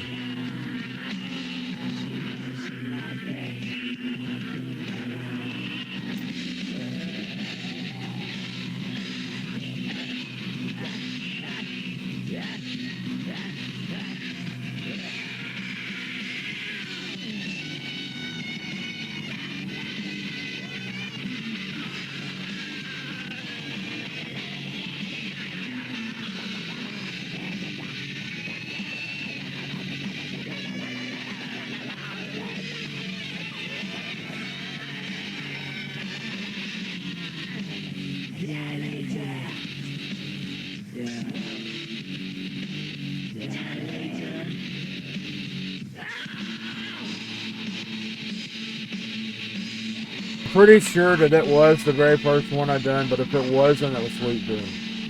Because I got Sweet Dreams too from that same time period. But it's like it was either day before or day after. I can't remember. If it was the day after, that was the second. If this was after that, it was the second song. But it's either the first or second song from now on then. Because that's the one I was loving when I was listening to the album. It was Cyclops Woman that I was loving. Like I was just digging Cyclops Woman.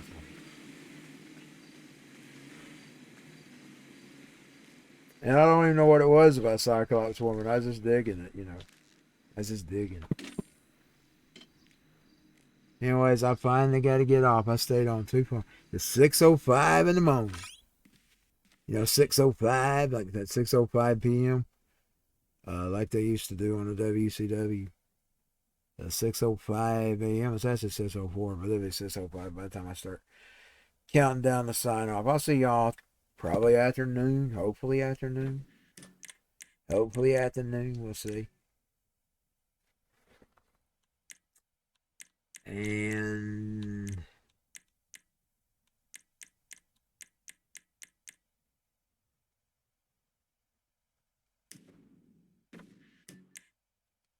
where do we leave?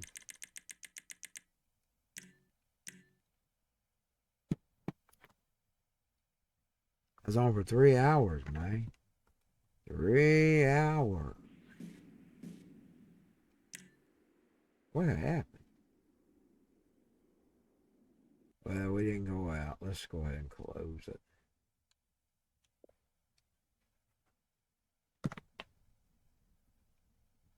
I don't know what happened. I hung up or something. 3 hours. That was a good stream. Had fun the whole time. No sense in sending it to YouTube, though, because it'll just be... Like, if it triggers any of the copyright, they'll block it. So, I'm not going to send it to YouTube. You can watch it on Rumble. I'll see y'all later. Y'all have a good day. Or you can even watch the rerun as long as they're available.